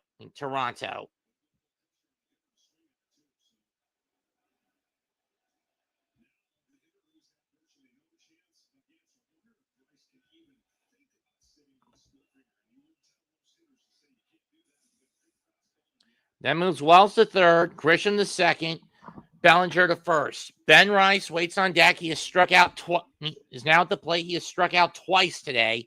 First pitch after the step off. chasing the splitter low and away, ball one. Strike one. How does Gosman recover after a 4-pitch walk?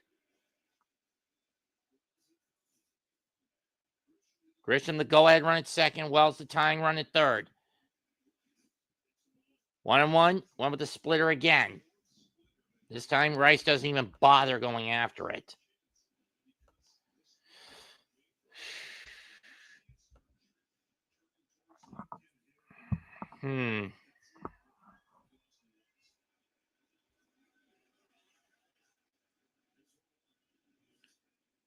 And Rice pops it up. Come on! Low infield, catch made. Seriously? Bags loaded. One pitch, and you pop it up, Benny boy. You son of a bitch. Either way, Schneider's coming on, Goss coming out. Gossman's getting the hook. Let's see who Toronto will bring in the pitch to try to get the last out, which will be Giancarlo Stanton.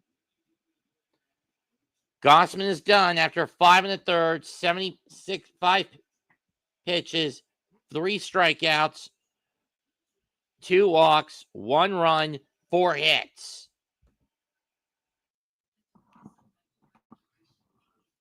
We'll be right back. Back with a pit. This call of the bullpen. We'll take a commercial break. Blue Jays 2, Yankees 1.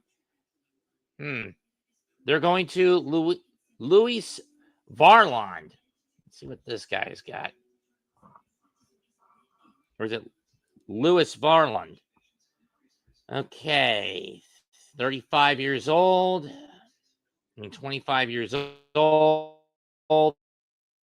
27 years old. Okay. 27 years old.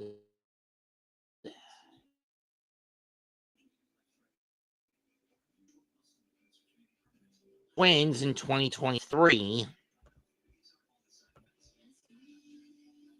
Middle relief bullpen arm. Debuted in 22. They tried him as a starter in 22 and 23. He fell off in 24. And then when he got traded to Toronto, by the time he got traded to Toronto, he was Minnesota had already moved him to the bullpen. Okay, understandable. He had moved him completely to the bullpen.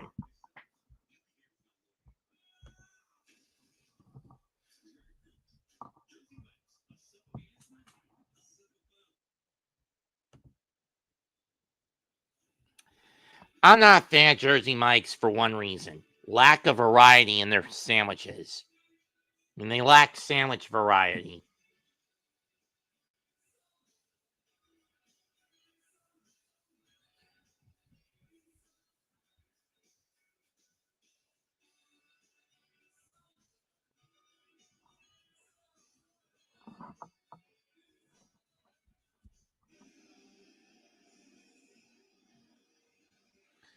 Giancarlo Stanton had 4 homers against Gossman. He will not face him now. Gossman responsible for the men on the bases. 5 2/3. First pitch is outside, but doesn't catch the edge. Ball 1. In 74 games this year, 4-3 record for Louis Varland. 75 strikeouts, 22 walks. 1-0. And he takes a knuckle curve, and Stan takes the knuckle curve over the plate, 1-1. I don't know why he didn't swing at that.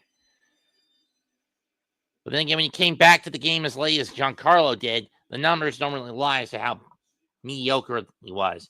That's fouled off as he took a high heater, 1-2.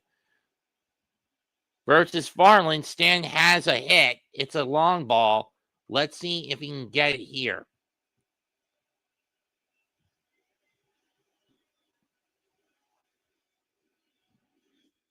Got him swinging, and the Yankees waste an opportunity to take the lead. But they do get 1 on 2 hits, a pair of walks, but leave the bags loaded as a consequence. We're through 5 1/2. Blue Jays 2, Yankees 1. Blue Jays lead this 2-1.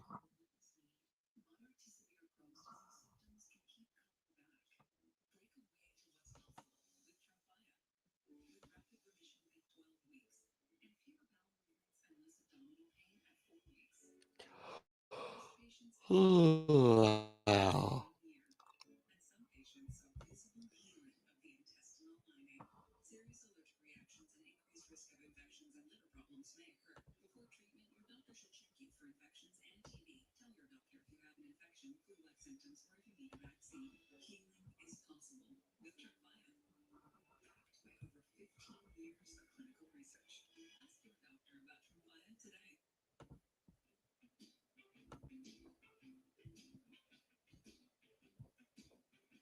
got some troubles, but they won't last. Pretty soon all my troubles will pass. 'Cause I'm a shoo shoo shoo. Shoo shoo shoo. Shoo shoo shoo shoo shoo shoo shoo town.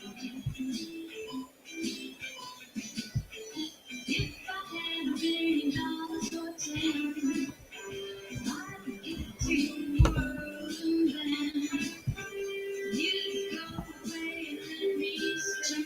Would you guys be a little less expected? Check out the albums. They go great with the hydrangeas below. Will this last till Saturday? Yeah, they should last until Saturday if they're good.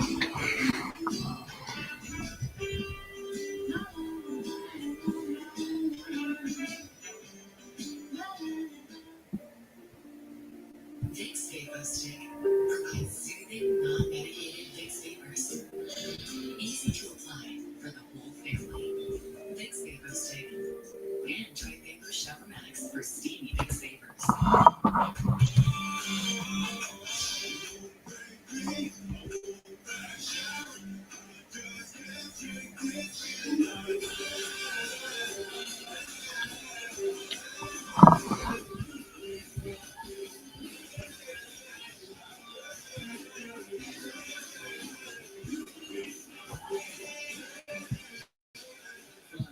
Season game day fitness at ALDS.com. The Yankees give them a missed opportunity right there. They're one of the best teams in baseball. They should be getting guys in for less than 2 hours.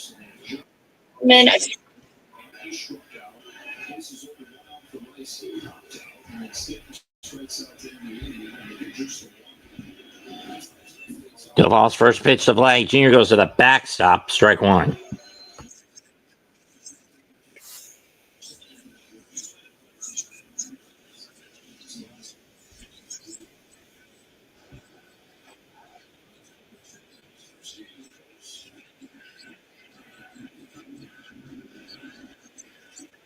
Oh my.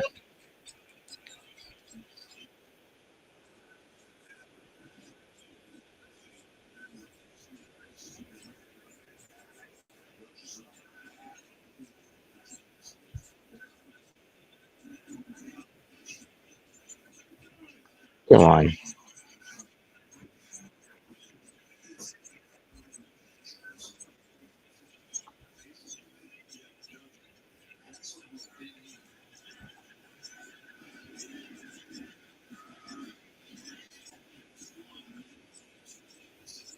Two and two.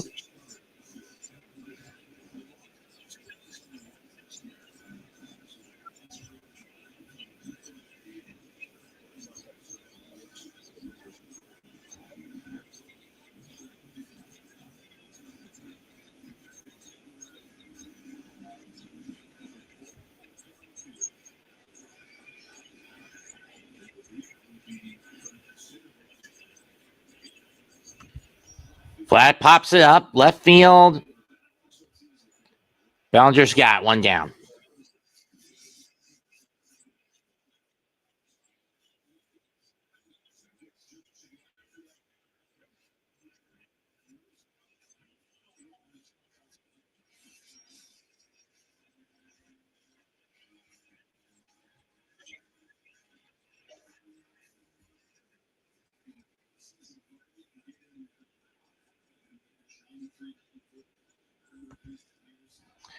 Barger bashes this one. Left field, but playable for Bellinger. 2 down.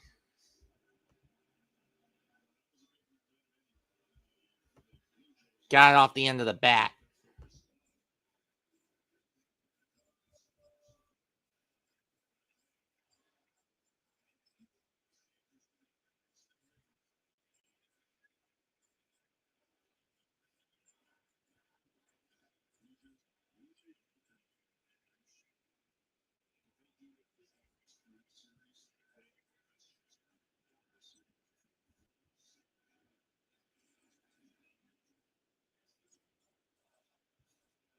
That one nearly hits Kirk 1-0.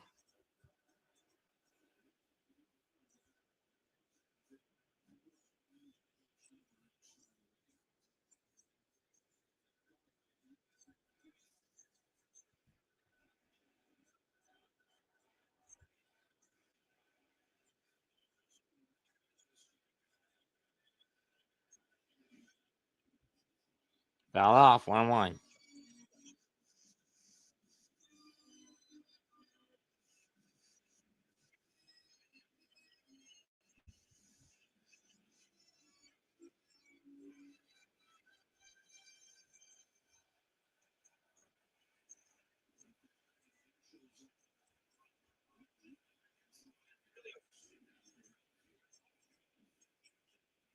One, two.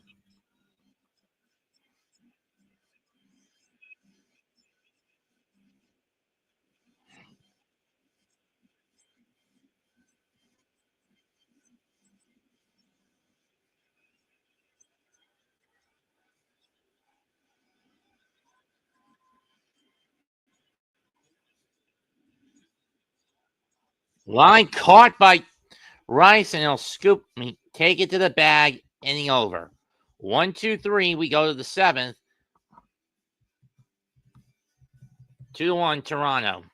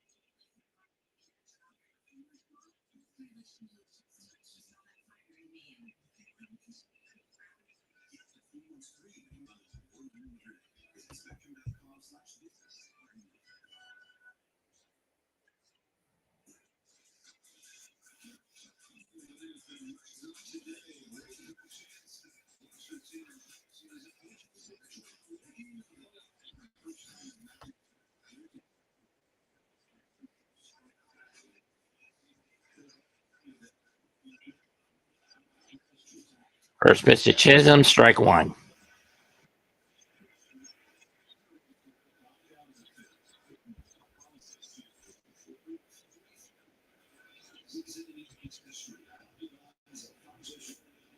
One.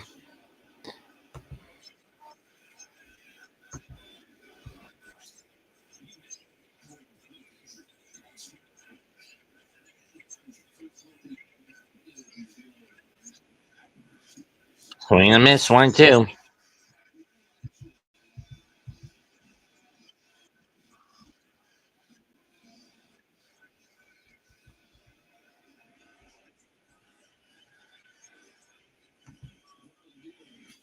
1-2, and that's fouled off.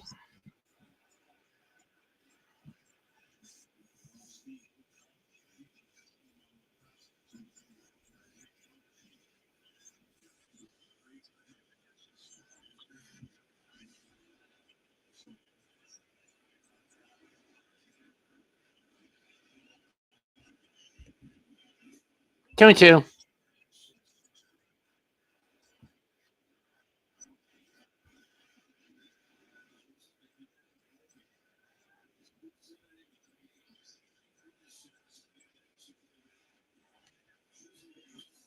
Two is chopped. Scooped up at short. One down.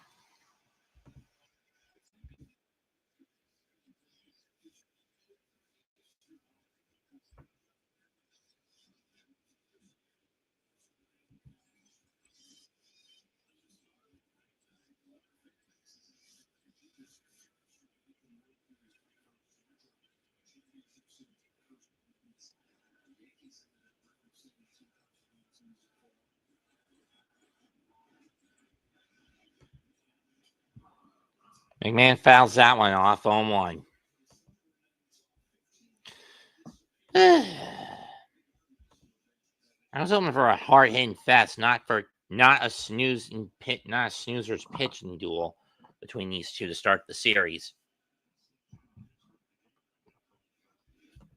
0-1 is fouled off.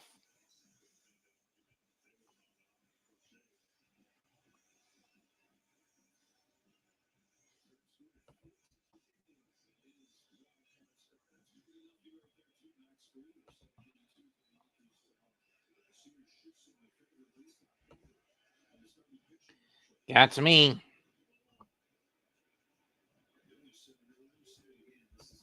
Nah. 1 ball, 2 strikes. Varland getting ready to throw his next pitch to McMahon.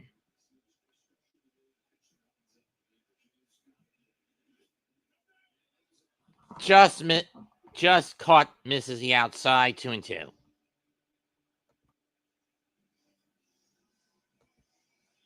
With a changeup. Volpe waits on deck. 1-2. 2-2 is foul, and we'll do it again.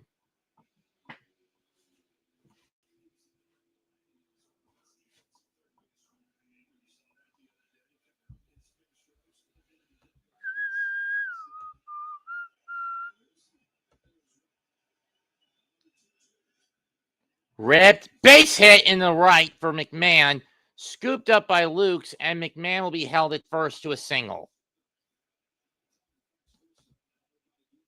Volpe will be up next. Volpe got the Yankees on the board beginning with a double, and then he got in with a single, and then he scored. Then he got moved to third on a single by Ben Rice, and then he scored after a pair of back-to-back walks. The Blue Jays blew 28 leads, had 20 of their losses come when they blew a lead. That was actually the fewest in the league.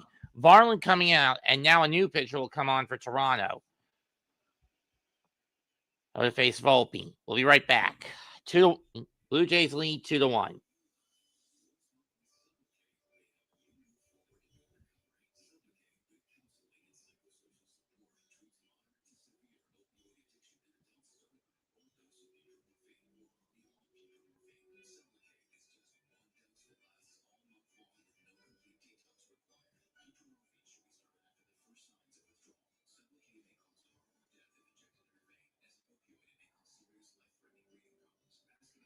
And it's going to be Sir Anthony Dominguez.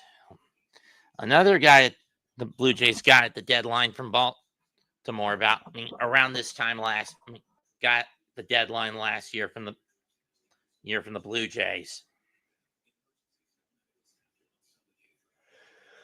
Whew.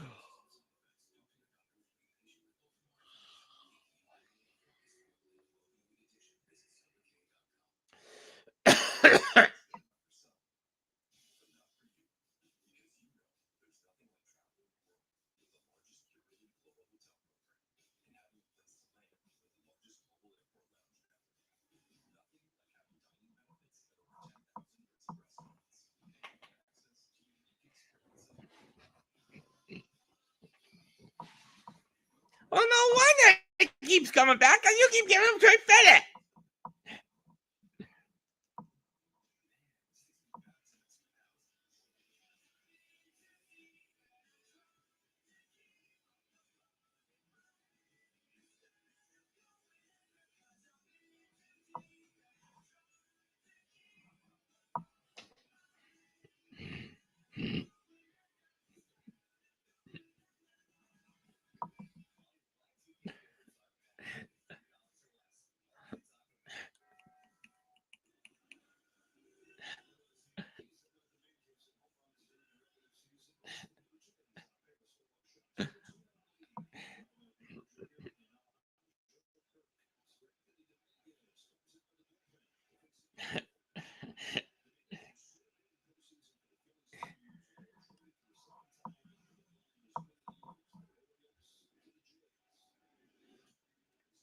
Strike one to Volpe.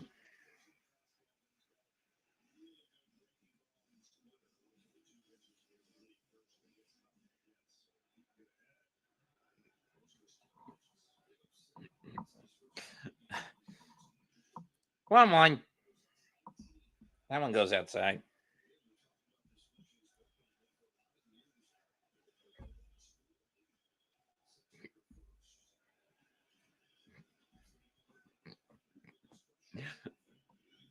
Two one upstairs with the sweeper. How about just two for it? Hello, DJ J.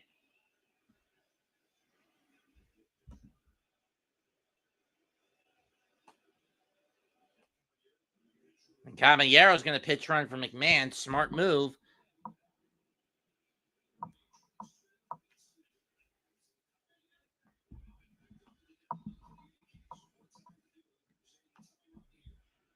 What I need is tree fitted. Because why? 2-1 pitch. Swing and a miss. 2-2.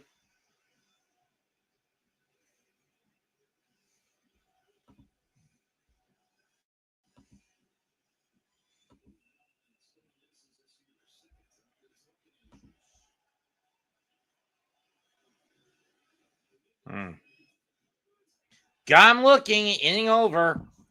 We go to the stretch. 2-1 Blue Jays.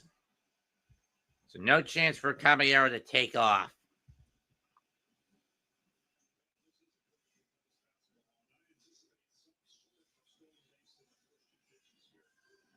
Oh, that was only 2 outs? Never mind. I thought it was just 1. I thought that was 3.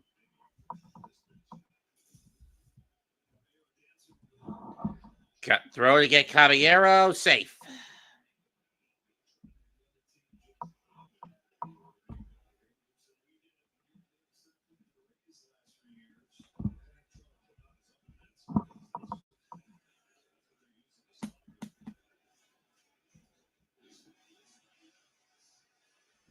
Oh, 1.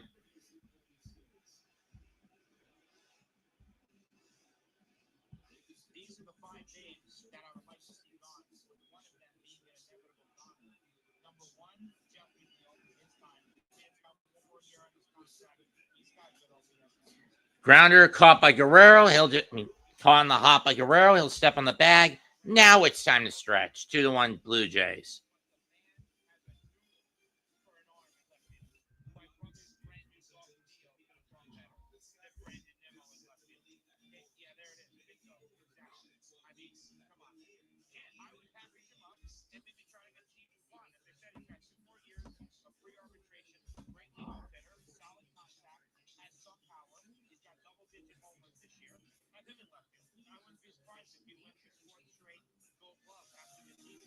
Number 3 is David Peterson. He's got 1 more year of lead control, and then he's going to be asking for some sort of money. I know his second half wasn't great, but he still made the All-Star team. Number 4, Kodai Senga. Send him back to the fans. Send him to Yemen, Oman. I don't care where you send him. I don't want to question going into another season if he's going to continue for my team with his injury concerns. And the last guy, and it's the inevitable goner, Pete Alonso. He's going to be requesting a lot of money. The contract is going to be heavy.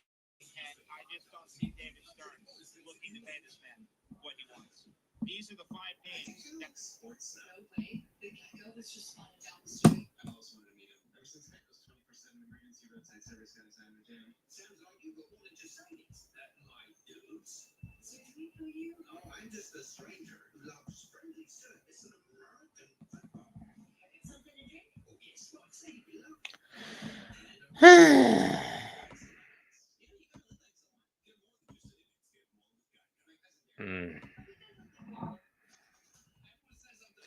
Well, David and DJ are going at it in terms of convo. How are things going to go down in these final 2.5 innings? I don't know.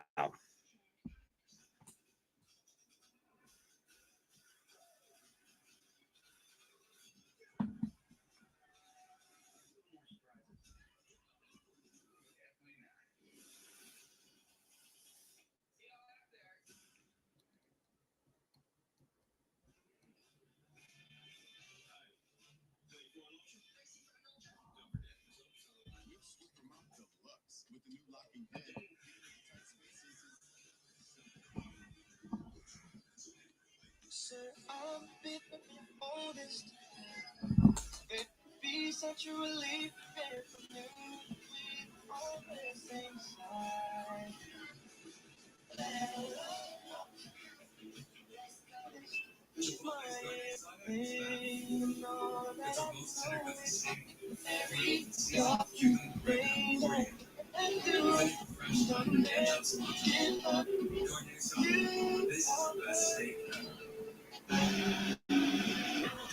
Check out the largest selection of authentic jerseys, caps, t-shirts, and more at ABSN.com for your favorite postseason. Luke Weaver now comes on to face the Blue Jays. He'll start with Dylan Varshow. He takes high, ball one.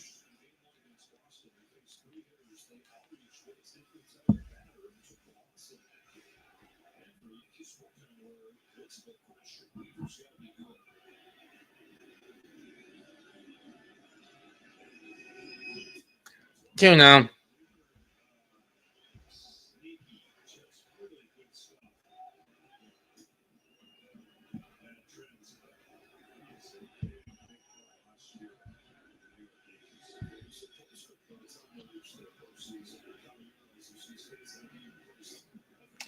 That's inside 3-0.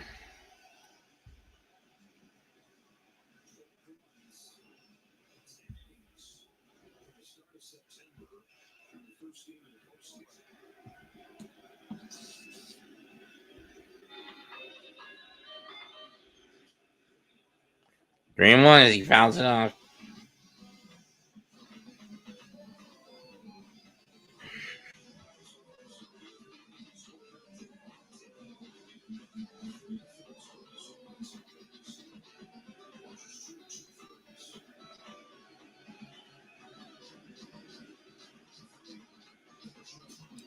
And it's a leadoff walk.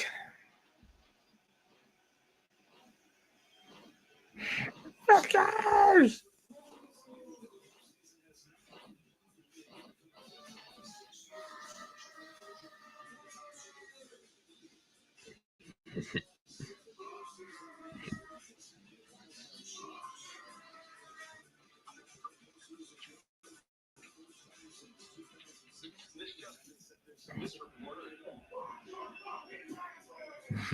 Ball one.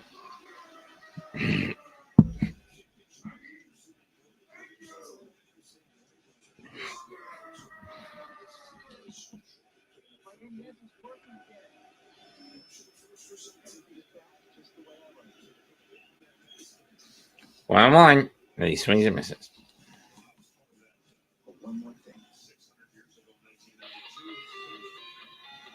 Congratulations. You complete a shitty epic. That's another culture. Not going. Let's try.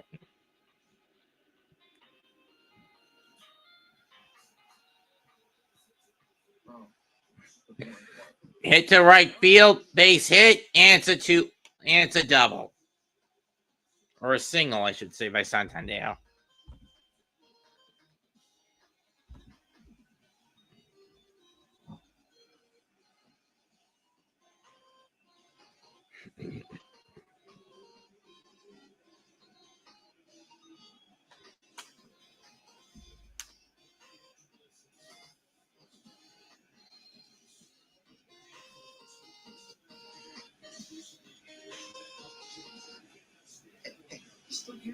I was wondering, how did Supervisor Death Christ get that glitchy patch? I mean,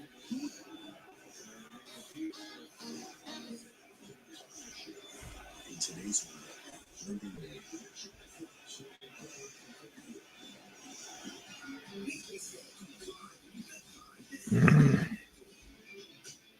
Runners on first and third, 2 out, nobody out.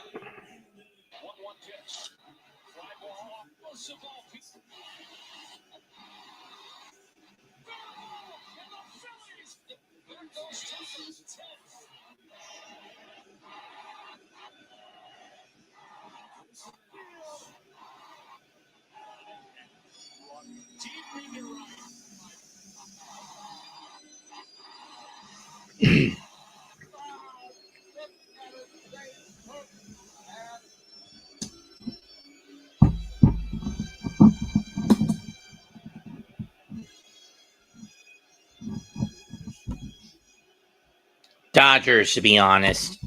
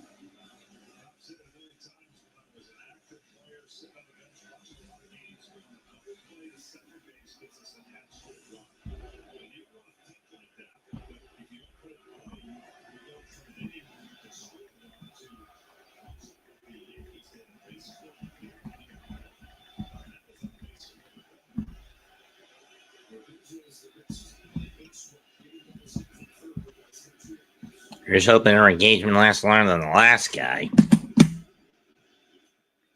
Pop foul. And again, she's 8 years older and hopefully 8 years wiser. I mean, hopefully 8 years wiser. And she's about 8 or 9 years older, 10 years older, and hopefully 10 years wiser. 0-1 pitch. Ground ball, base hit, and that's going to get one home. Varshall coming home. Santander to second. RBI single. Oh, bottom of the order getting it done for the Jays. 3-1 Toronto.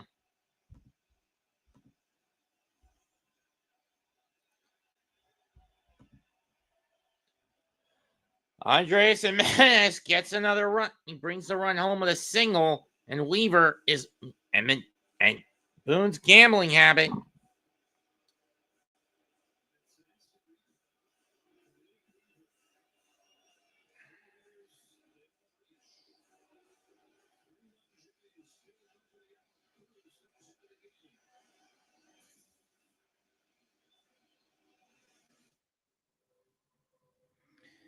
And Luke Weaver getting the hook after no runs, 3 hits, 2 hits, a walk. A walk and a run coughed up.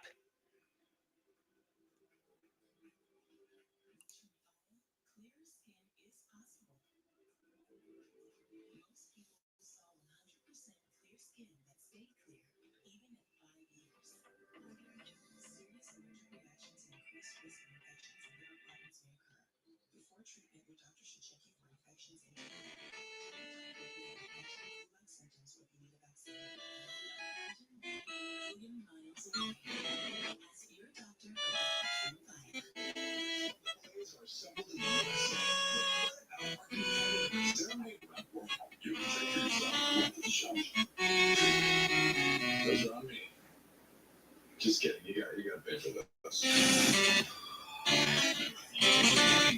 With $6 per gallon. All the earning reports on every game and on select items.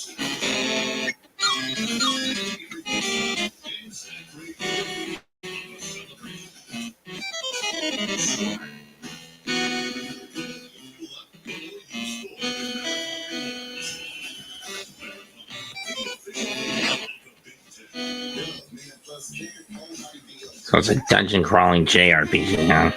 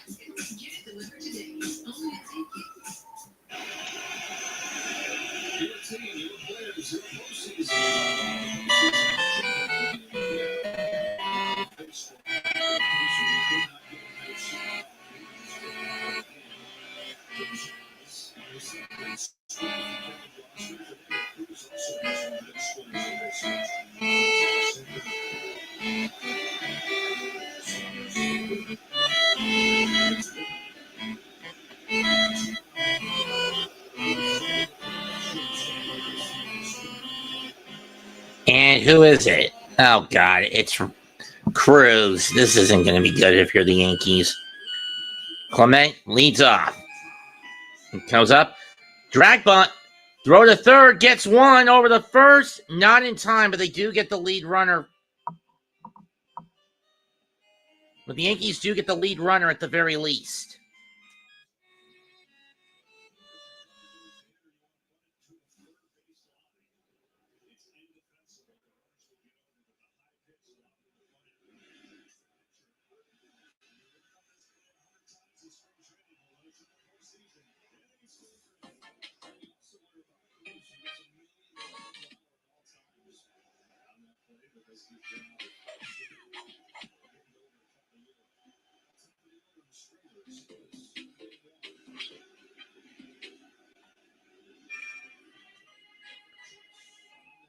Swing and a miss. Strike one.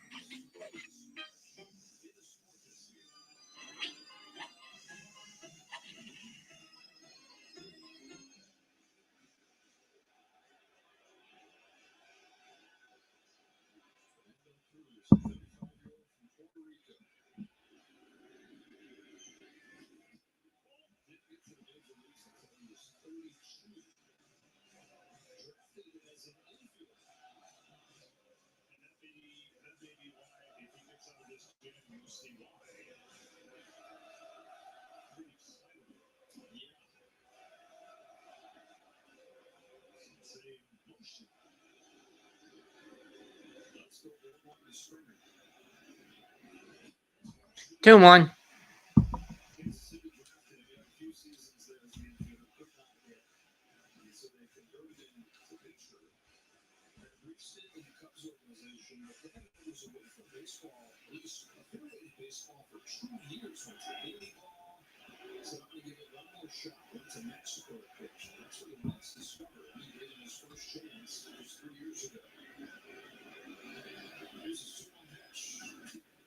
Fouled off. 2-2.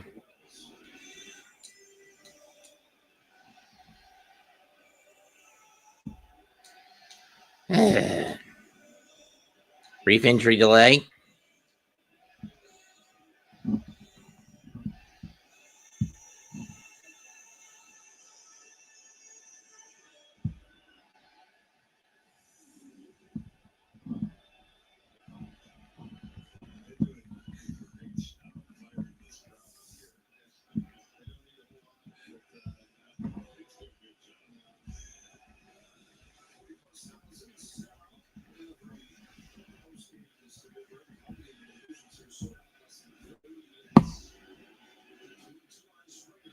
Two is low to Springer, and we got a full count.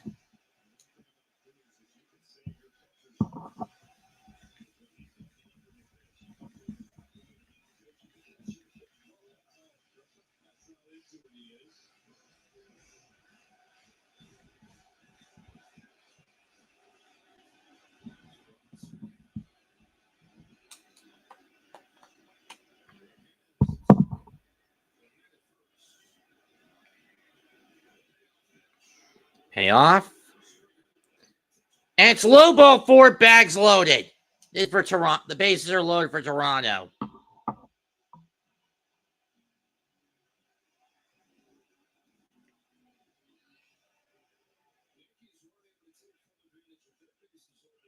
Yankees couldn't take advantage of their bases loaded situation. Will the Jays be able to pull it off? Got to find out. Up next up with the bags loaded and one out, as opposed to having the bags loaded and nobody out and only getting one across for the Yankees back in the sixth. Lutz will have a chance to try to clear the bags. Who the fuck's Tyler? First pitch to Lukes. Outside, ball one.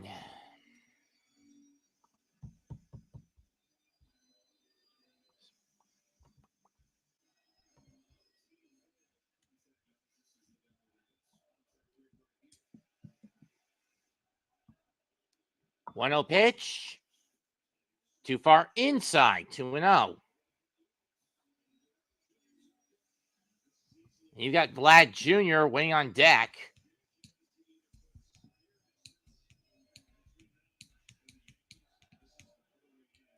If you're a Yankee fan, this is not what you want to see. Granted, I'm not a Yankee fan, so I don't care either way.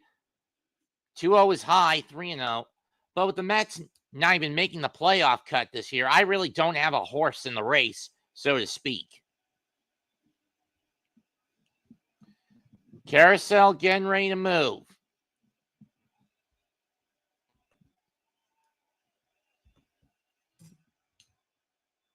(3-0). Strike one. Santander over at third. Jimenez at third. Clement at second. Springer at first. 3 balls, 1 strike, bomb 7, Toronto up 2. Smacks this one, right field, and that's going to go all the way to the wall and clear the bases.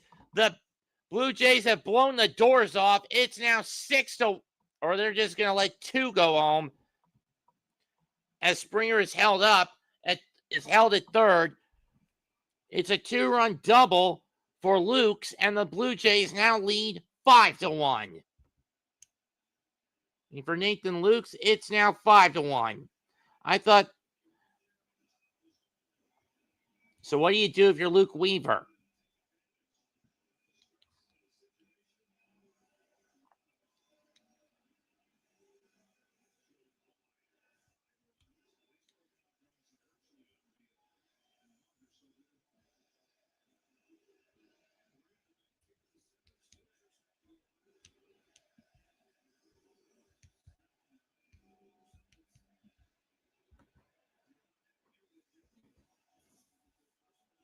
Can I ask Boone why you went with Cruz? I mean, granted, your bullpen gambling is not as bad as Carlos Mendoza's, but you're the guy who taught him reckless bullpen gambling. Like, you son of a bitch. And Paul Blackburn is back up in the Yankee bullpen. And at this point, throw the son of a bitch to the Wolves. With runners in scoring position, 4 homers and 58 RBIs this year for Vladdy, and a .307 batting average. Today, he's 2 for 3. First pitch is low, ball 1. The Vladdy chance breakout in the Rogers Center. Infield moves in. They try to cut down the lead runner.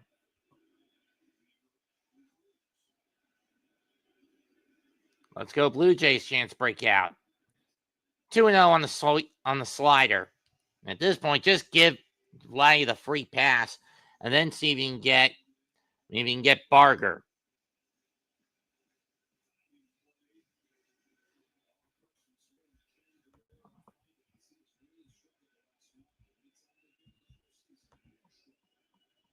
.2-0 pitch is low again, 3-0. I mean, at this point, just throw him the free bone and just walk him and see if you can get Barger. I mean, Barger to hit in the double play if you're Boone. Just hold up the 4th finger, or Booney, I mean, bonehead. Barger waits on deck.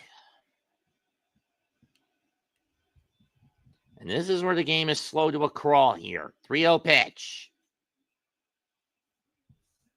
It's popped up. It's deep but playable. Grisham will make the catch. Springer will tag up. Clement goes to third. Lukes goes to third. It's now 6-1 on a sac fly by Vladdy Jr.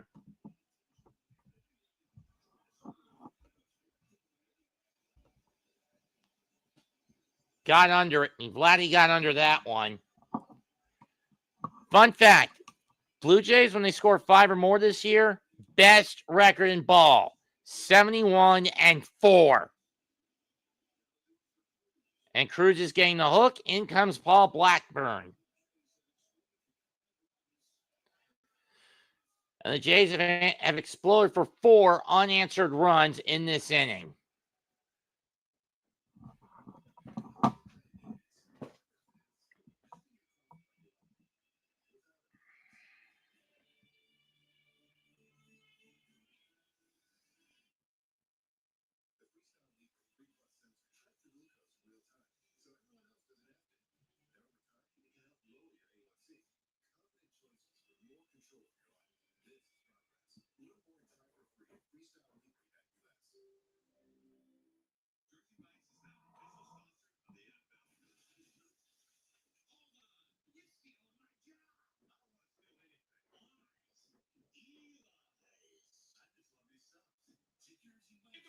You guys are going for hockey, not baseball. So I'll get a lucky fire out and you think you're gonna beat the Yankees. And here's what now you take $600 million stick. But it's not out money. Nice pop up all that money just to fall back.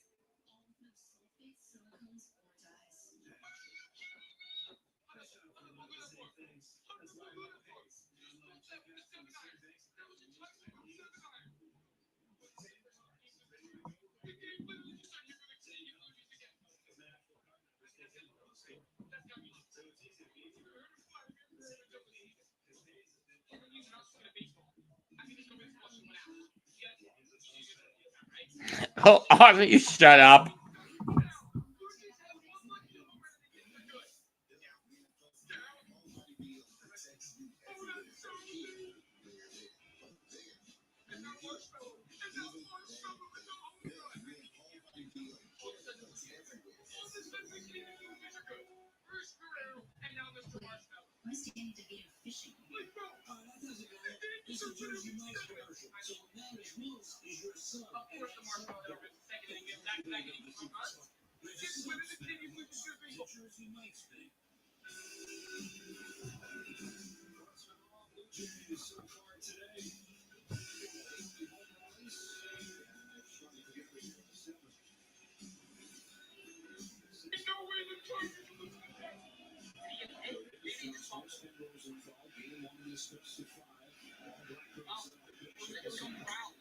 First pitch to Barger, ball one from Paul Blackburn on the cut.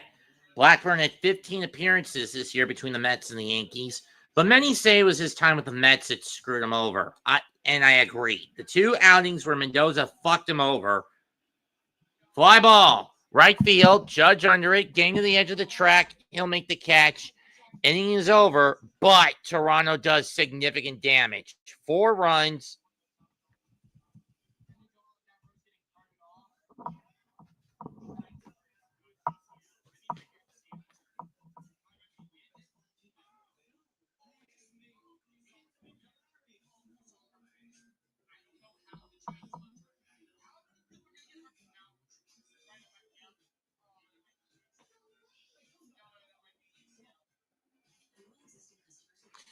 In the Blue Jay Toronto 7th, the Jays scored 4 runs on, let's see, 1, 2, 3 hits, and stranded 1 as we go to the 8th. Toronto 6, Yankees 1 through 7. And like I said, the way this with no Mets horse in the race, I don't really care who wins this year.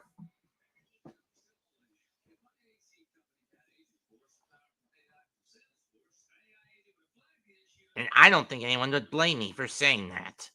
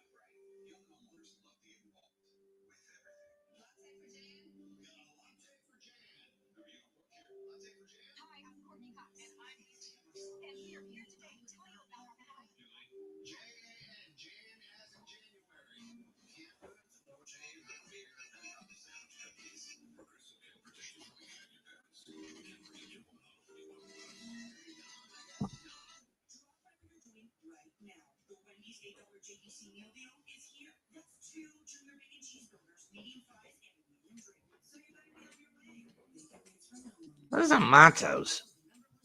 No, huh? Russia's chicken?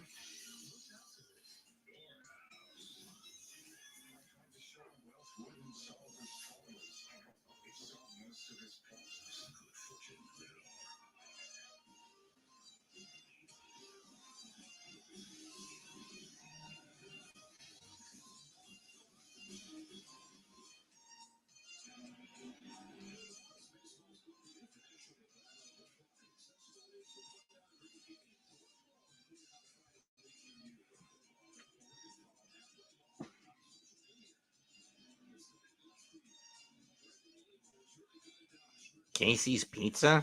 Never heard of them.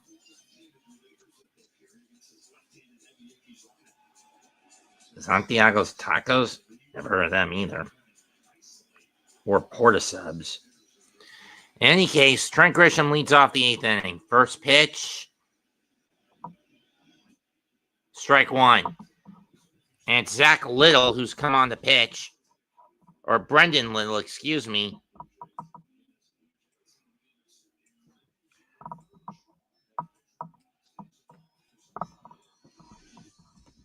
On 1. Ernie Clement goes to third. Straw goes to left. Are there any other defensive switches? IKF will go into third for Toronto. We'll go to third for Toronto. 2-1.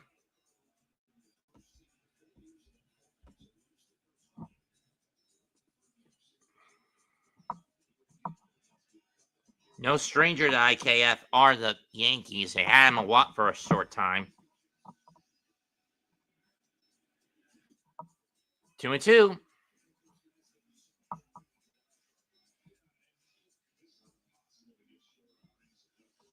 Wayback Burgers.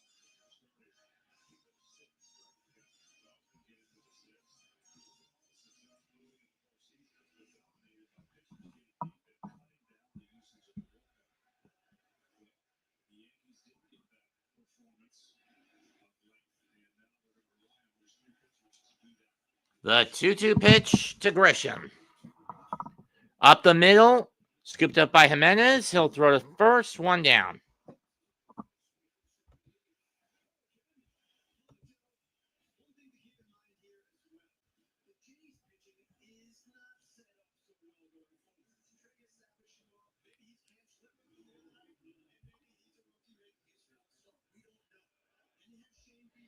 Here comes the judge. Let's see if he can get the Yankees something going. Get something going for the Bombers.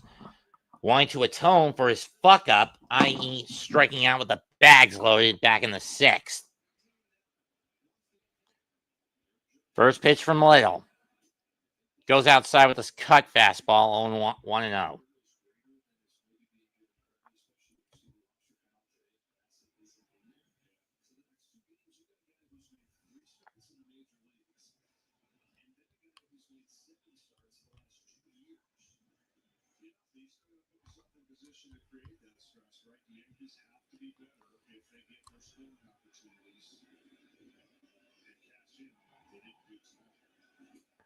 Ball 2.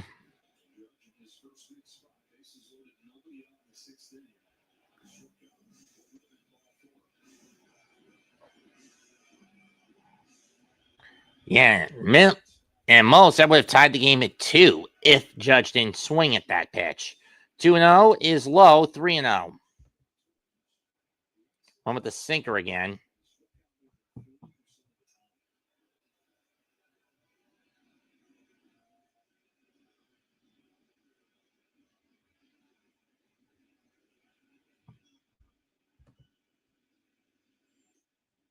Strike 1. No, I view him as a gambling lunatic, and I'm hoping next year they put a shot collar around his neck anytime he does one of those dumb gambles, like he did this year. 3-1. Judge rips one in the left center. That's going to go into the gap for a base hit. Cut off by Varshow. Judge is going to gamble. He's going to go to the second and make it in safely.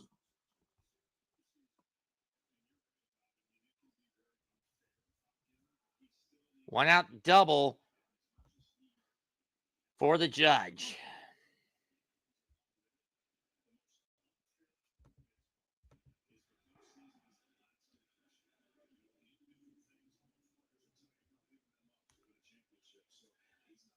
I mean, down 5, I can understand why he'd gamble and try to take off for second.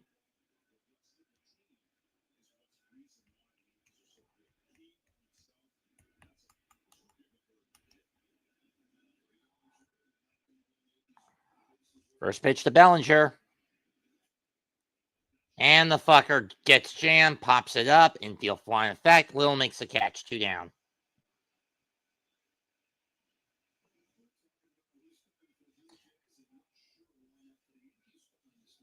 Yeah, much more guaranteed lineup for the next 3 game pitching core for the Yankees in the next 3 days. Max Fried tomorrow, Carlos Rodon on Tuesday, Cam Schlittler on Wednesday. And if it gets that far, it'll go back to Gil on Friday. Ben Rice up next, and he takes ball 1.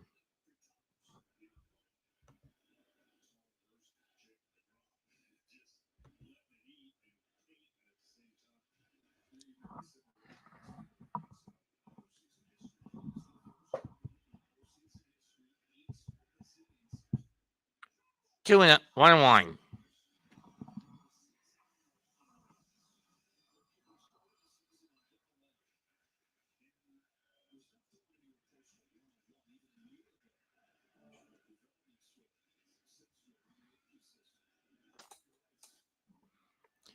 Reaches in the going track wall, caught on the run by Varsho, and that ends the inning.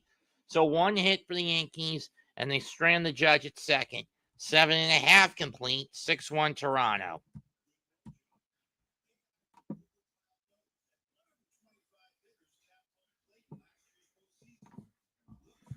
As for what's going on in the other game going on at the moment, that's in progress at the moment, the Dodgers versus the Phillies. Let's see. Top 1, Ohtani strikeout, Betts ground out, Teoscar strikeout.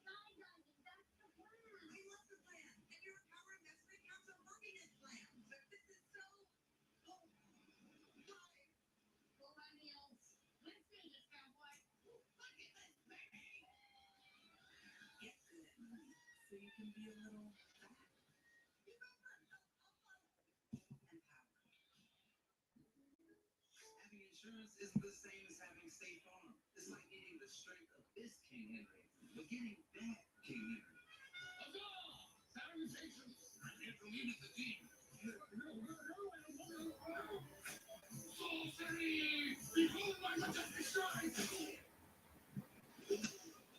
You okay?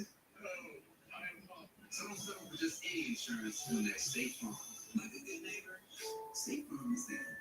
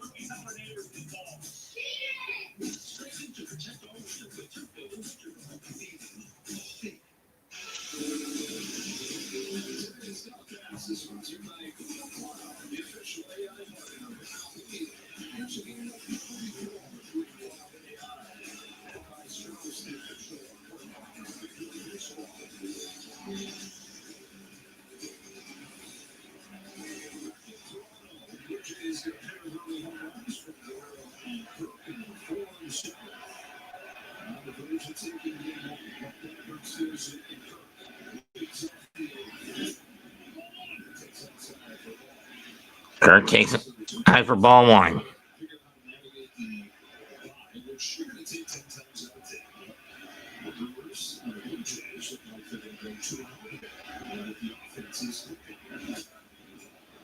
One.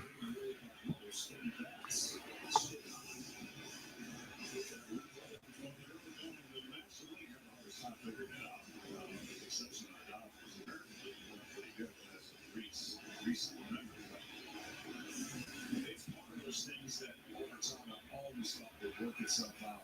Because in the beginning, it's such a culture shock to have those 6 days off.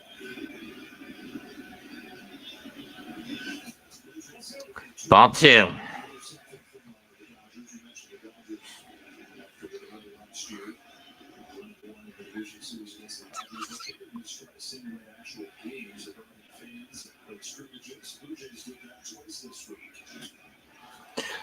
Driven right to left field, and this one's in the chase. Bullpen, second of the day for Alejandro Kirk, 7-1 Toronto.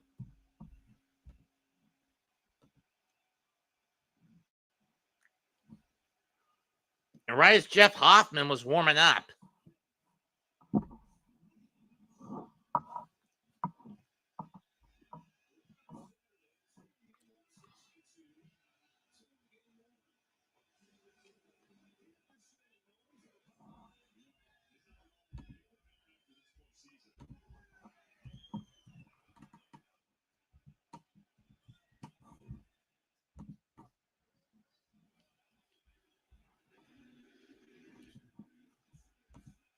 this one smashed in the left center field by Varshow and into the gap. Cut off by Bellinger, and he'll hit the brakes and wind up at second with a double.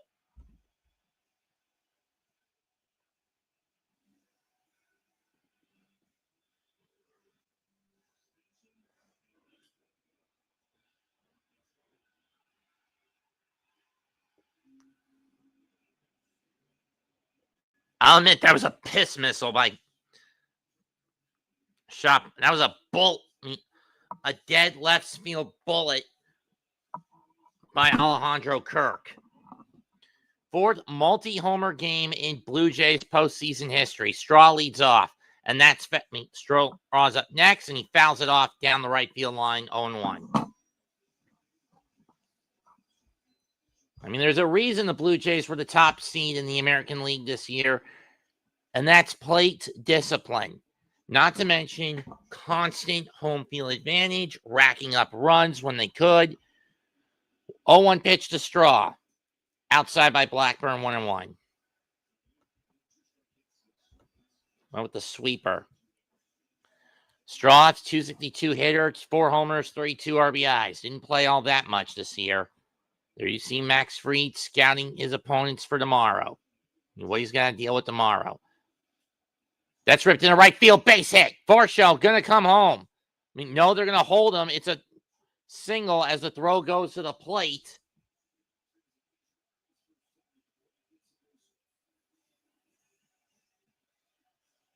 And the Blue Jays are just burning this game to the ground.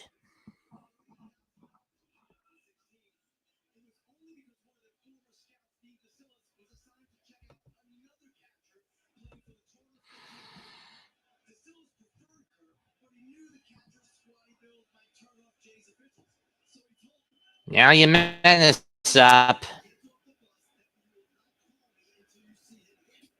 Ball 1.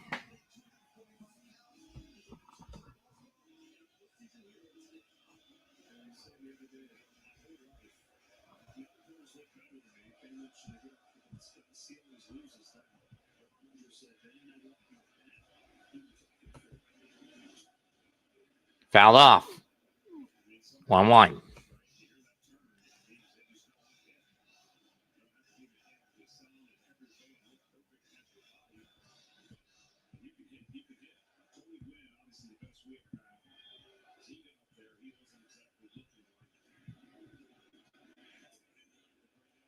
One, 2-1. Or did that hit Jimenez?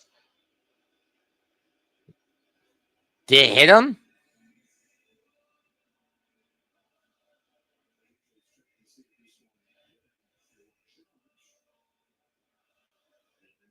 And they are going to challenge if this hit Jimenez. Let's see.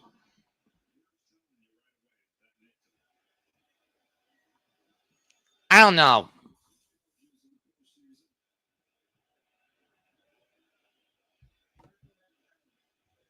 I don't know if that hit Jimenez. It didn't look like it from that angle. Let's zoom in. Let's take a look at the replay.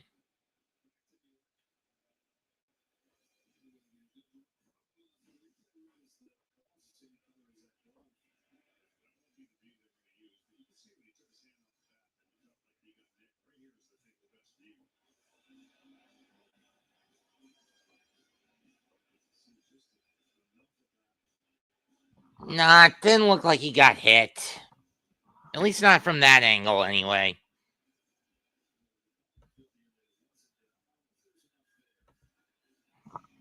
There doesn't look like to be enough evidence to say that Jimenez ended up getting hit with the ball, getting hit with the pitch.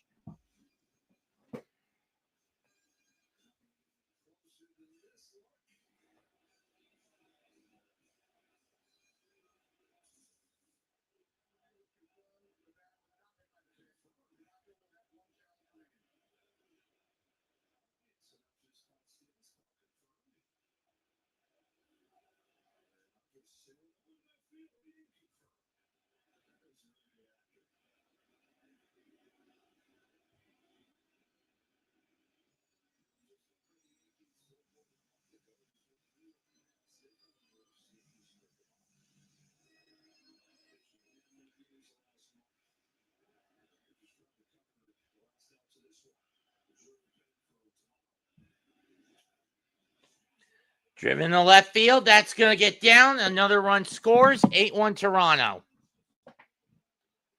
On RBI double by Jimenez. Get Blackburn out of there. Boone, you sicko.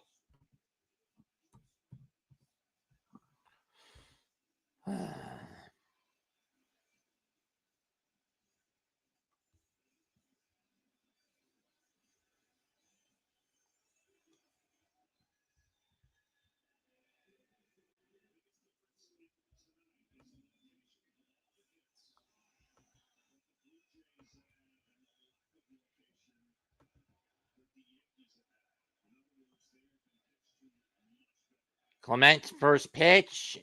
Pitch to Clement is grounded foul down the third baseline. 0-1.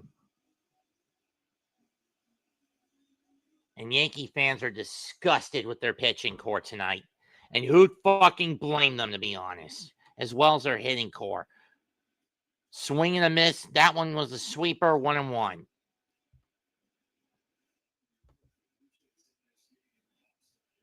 Or 0-2, excuse me.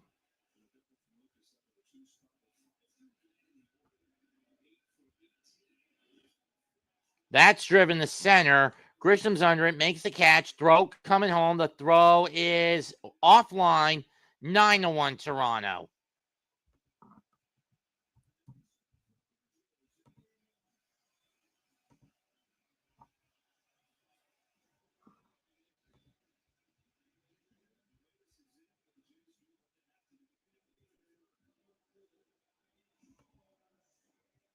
Here comes the Springer.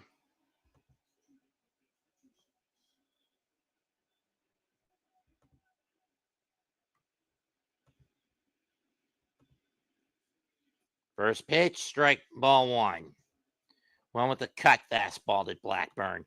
Springer walked in the seventh and he scored a run, but he's also flown out, grounded out, and popped out. He's grounded out twice and flown out. Ball two. 2-0.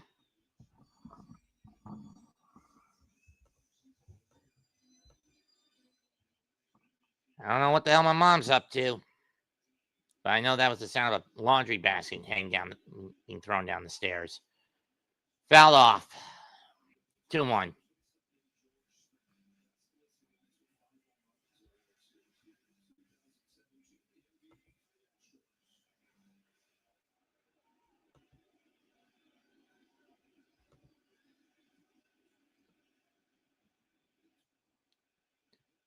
Volpe lines it up perfectly, scoops it up, looks the runner back to second, 2 down.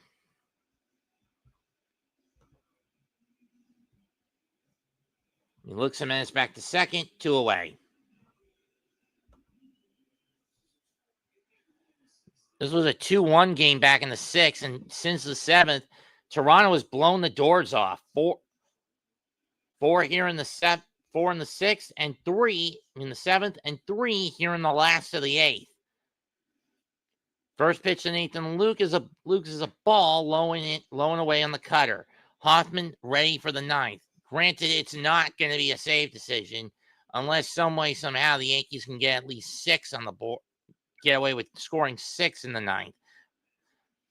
But the lack of discipline at the plate I've seen tonight, 1-1 on the curveball from the this whole game from the Yankees, I don't see that happening.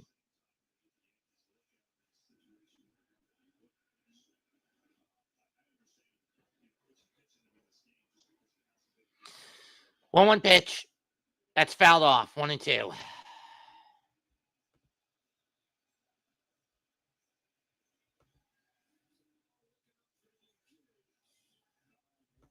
'86. I wasn't even alive when the Mets won the title. Last time the Mets won the title. I didn't get in my mother's womb until about 2 months. I wasn't in my mother's womb until about 2 months later. Chop foul.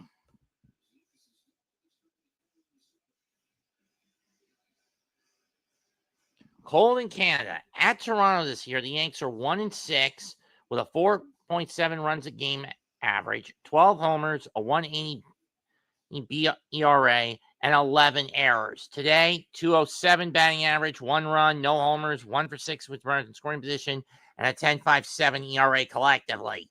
That's fouled off. We'll do it again.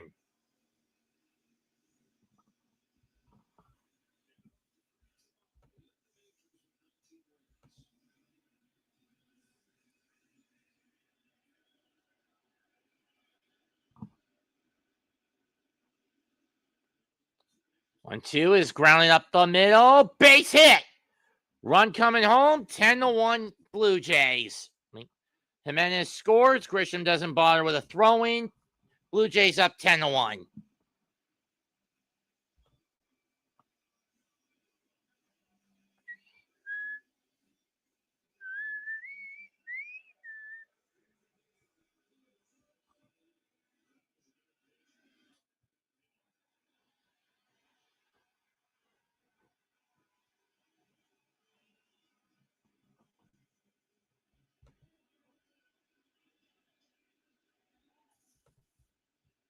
No effing kidding, Podon. Ball one with the sinker to Vladdy Jr. Vladdy with a single, a homer, sac fly, and he's driven in 2 tonight.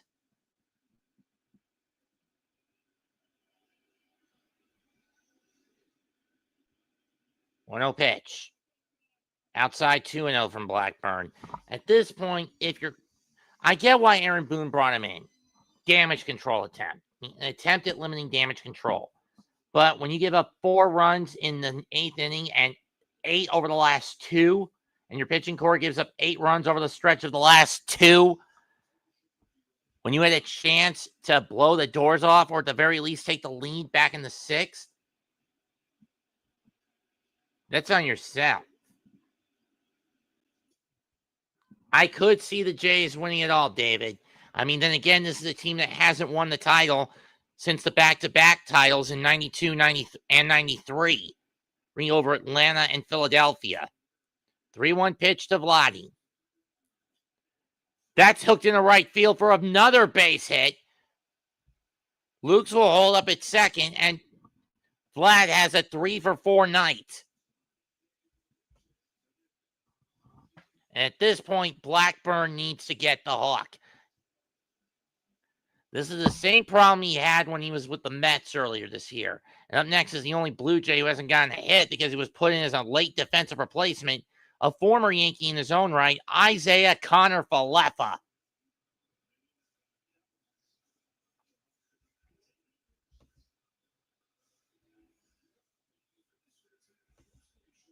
I'm actually 38. Believe it or not. I just don't look a day over 30. I just don't look a day over 30 because I try to conserve as much of my life force as I can.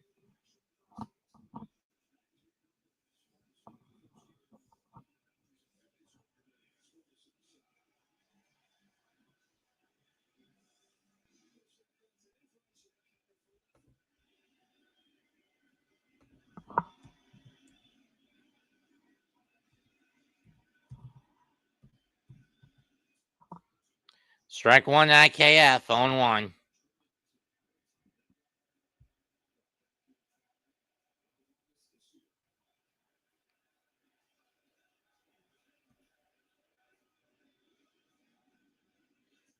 1-1.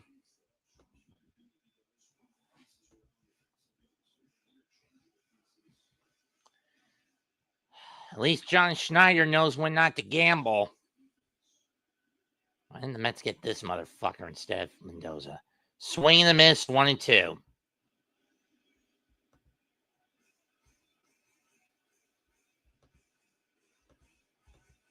Damn right they got no bullpen arms.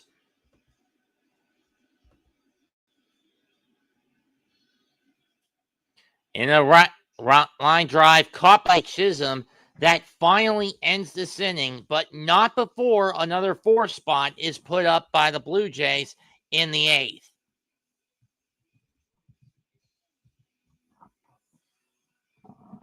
Ten to 1, last chance for the Yankees in game 1.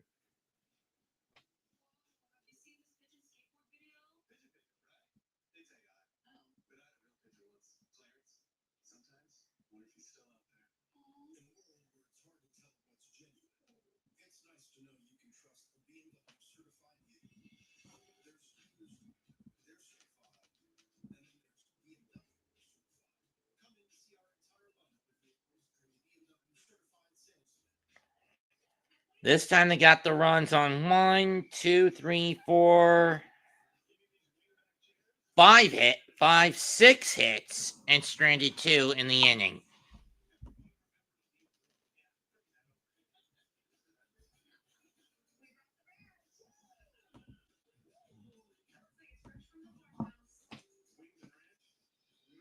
Jeff Hoffman will come on to close it out for Toronto.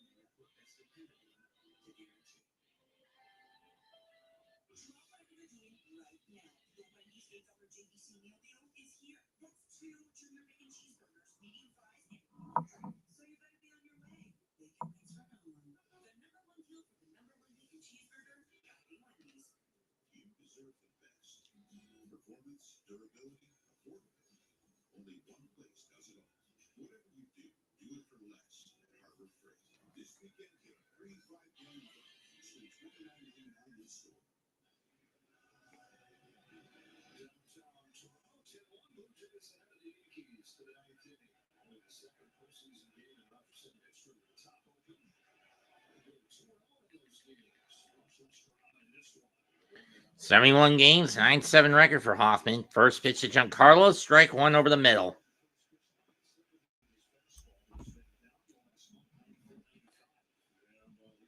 Went to Hardee's for a sandwich, but that's about it. 0-1. Giancarlo pops it up. Foul ground. IKF under it. Got it. Oh, Clement's got it. Never mind. 1 down.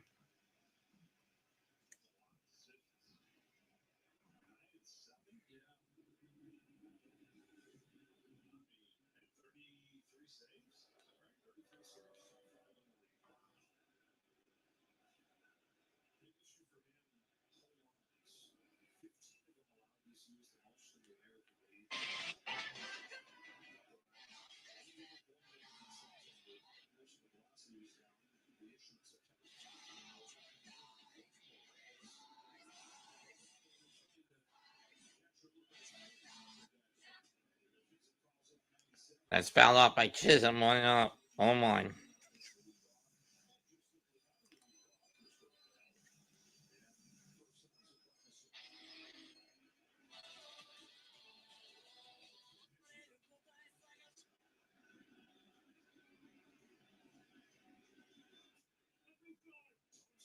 1-1.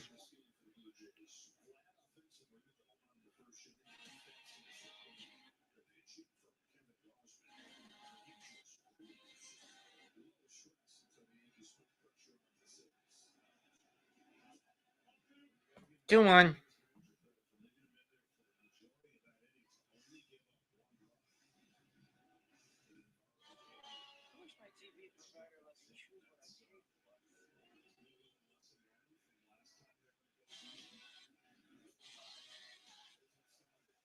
Two and two.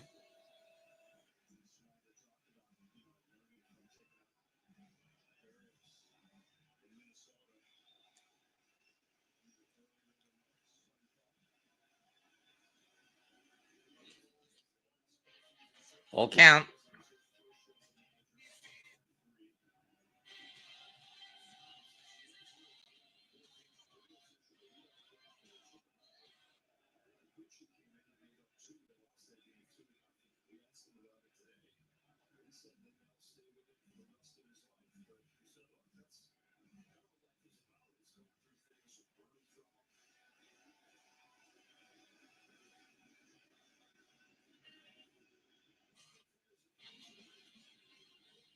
That's fouled off. We'll do it again.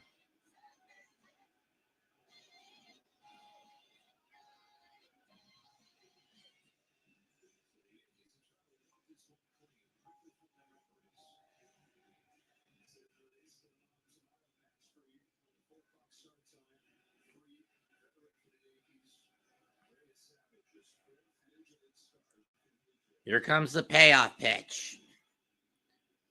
That's popped up again, this time to left field. Two gone. All remaining games on FS1. Tomorrow at 3, Tuesday at 7, Wednesday at 6, Friday, if it gets that far, back in Toronto at 7:30. Straw makes a catch. It's a floss pick. See? Caballero takes his first at bat of the game, and he takes strike one. Even if he gets on, it doesn't really matter much for the Yankees.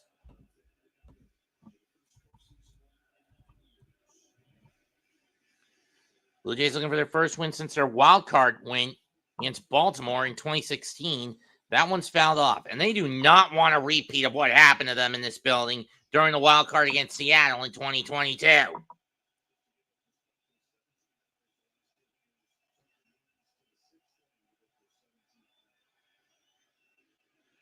Oh, and that one hits Caballero.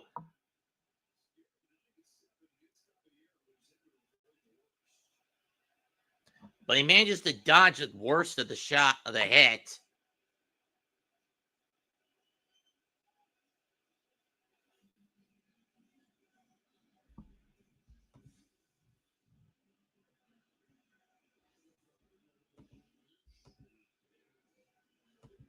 I know.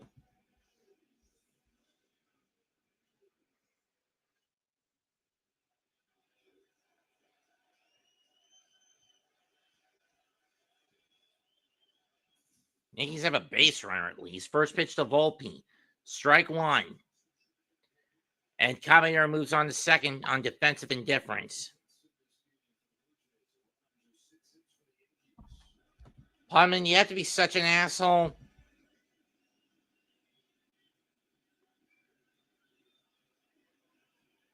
On one pitch.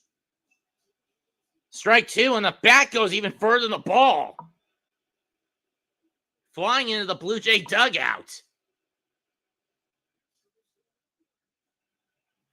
Wow! The bat went further than the ball.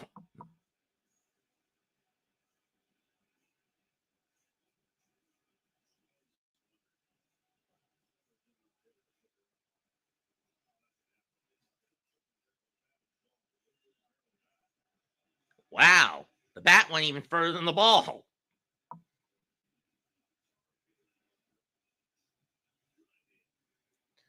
Volpe spraying a little bit of extra pine tar onto his bat just for cover. I mean, just for sake of having a better grip on it. Just so the bat doesn't slip out of his out of his hands again.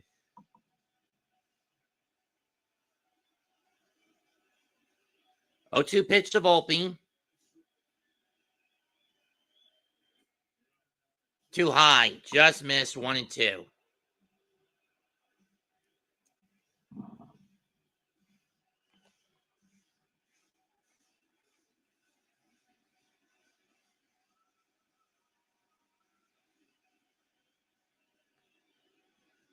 Phillies in front 2-1 off Ohtani. Let's see how that happened. Oh, Realmuto triple that cleared the bases. Okay.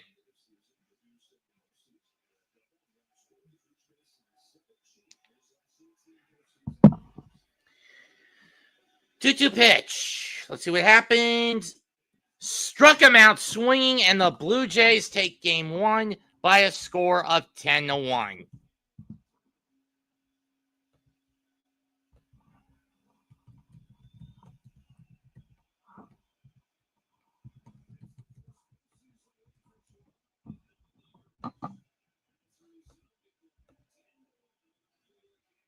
A complete and utter stomp. First win since 2016's league championship, 4th game for Toronto.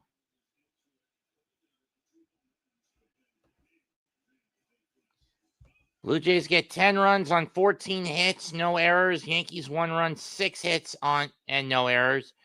Your winning pitcher, Kevin Gausman. Losing pitcher, Luis Gil. Gausman goes 5 2/3, 1 run, 4 hits, 2 walks, 3 strikeouts, and the bullpen carry the remaining 4 1/3. Overall, the Yankees only struck out 6 times, but it was plate discipline or lack of it in terms of contact that did him in. Combined with horrible pitch command today. 3 long balls, all of them by the Blue Jays.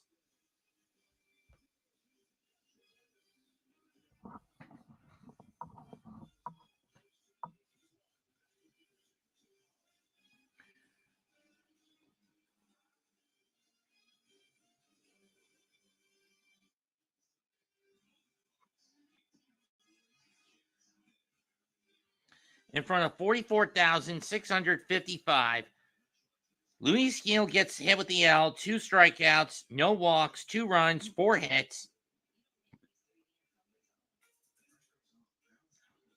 Over 2 2/3 innings. Mostly because his pitch count got too bloated. But then again, that's a consequence of a bullpen gauntlet. Mia Boone gambling on a bullpen gauntlet right off the bat.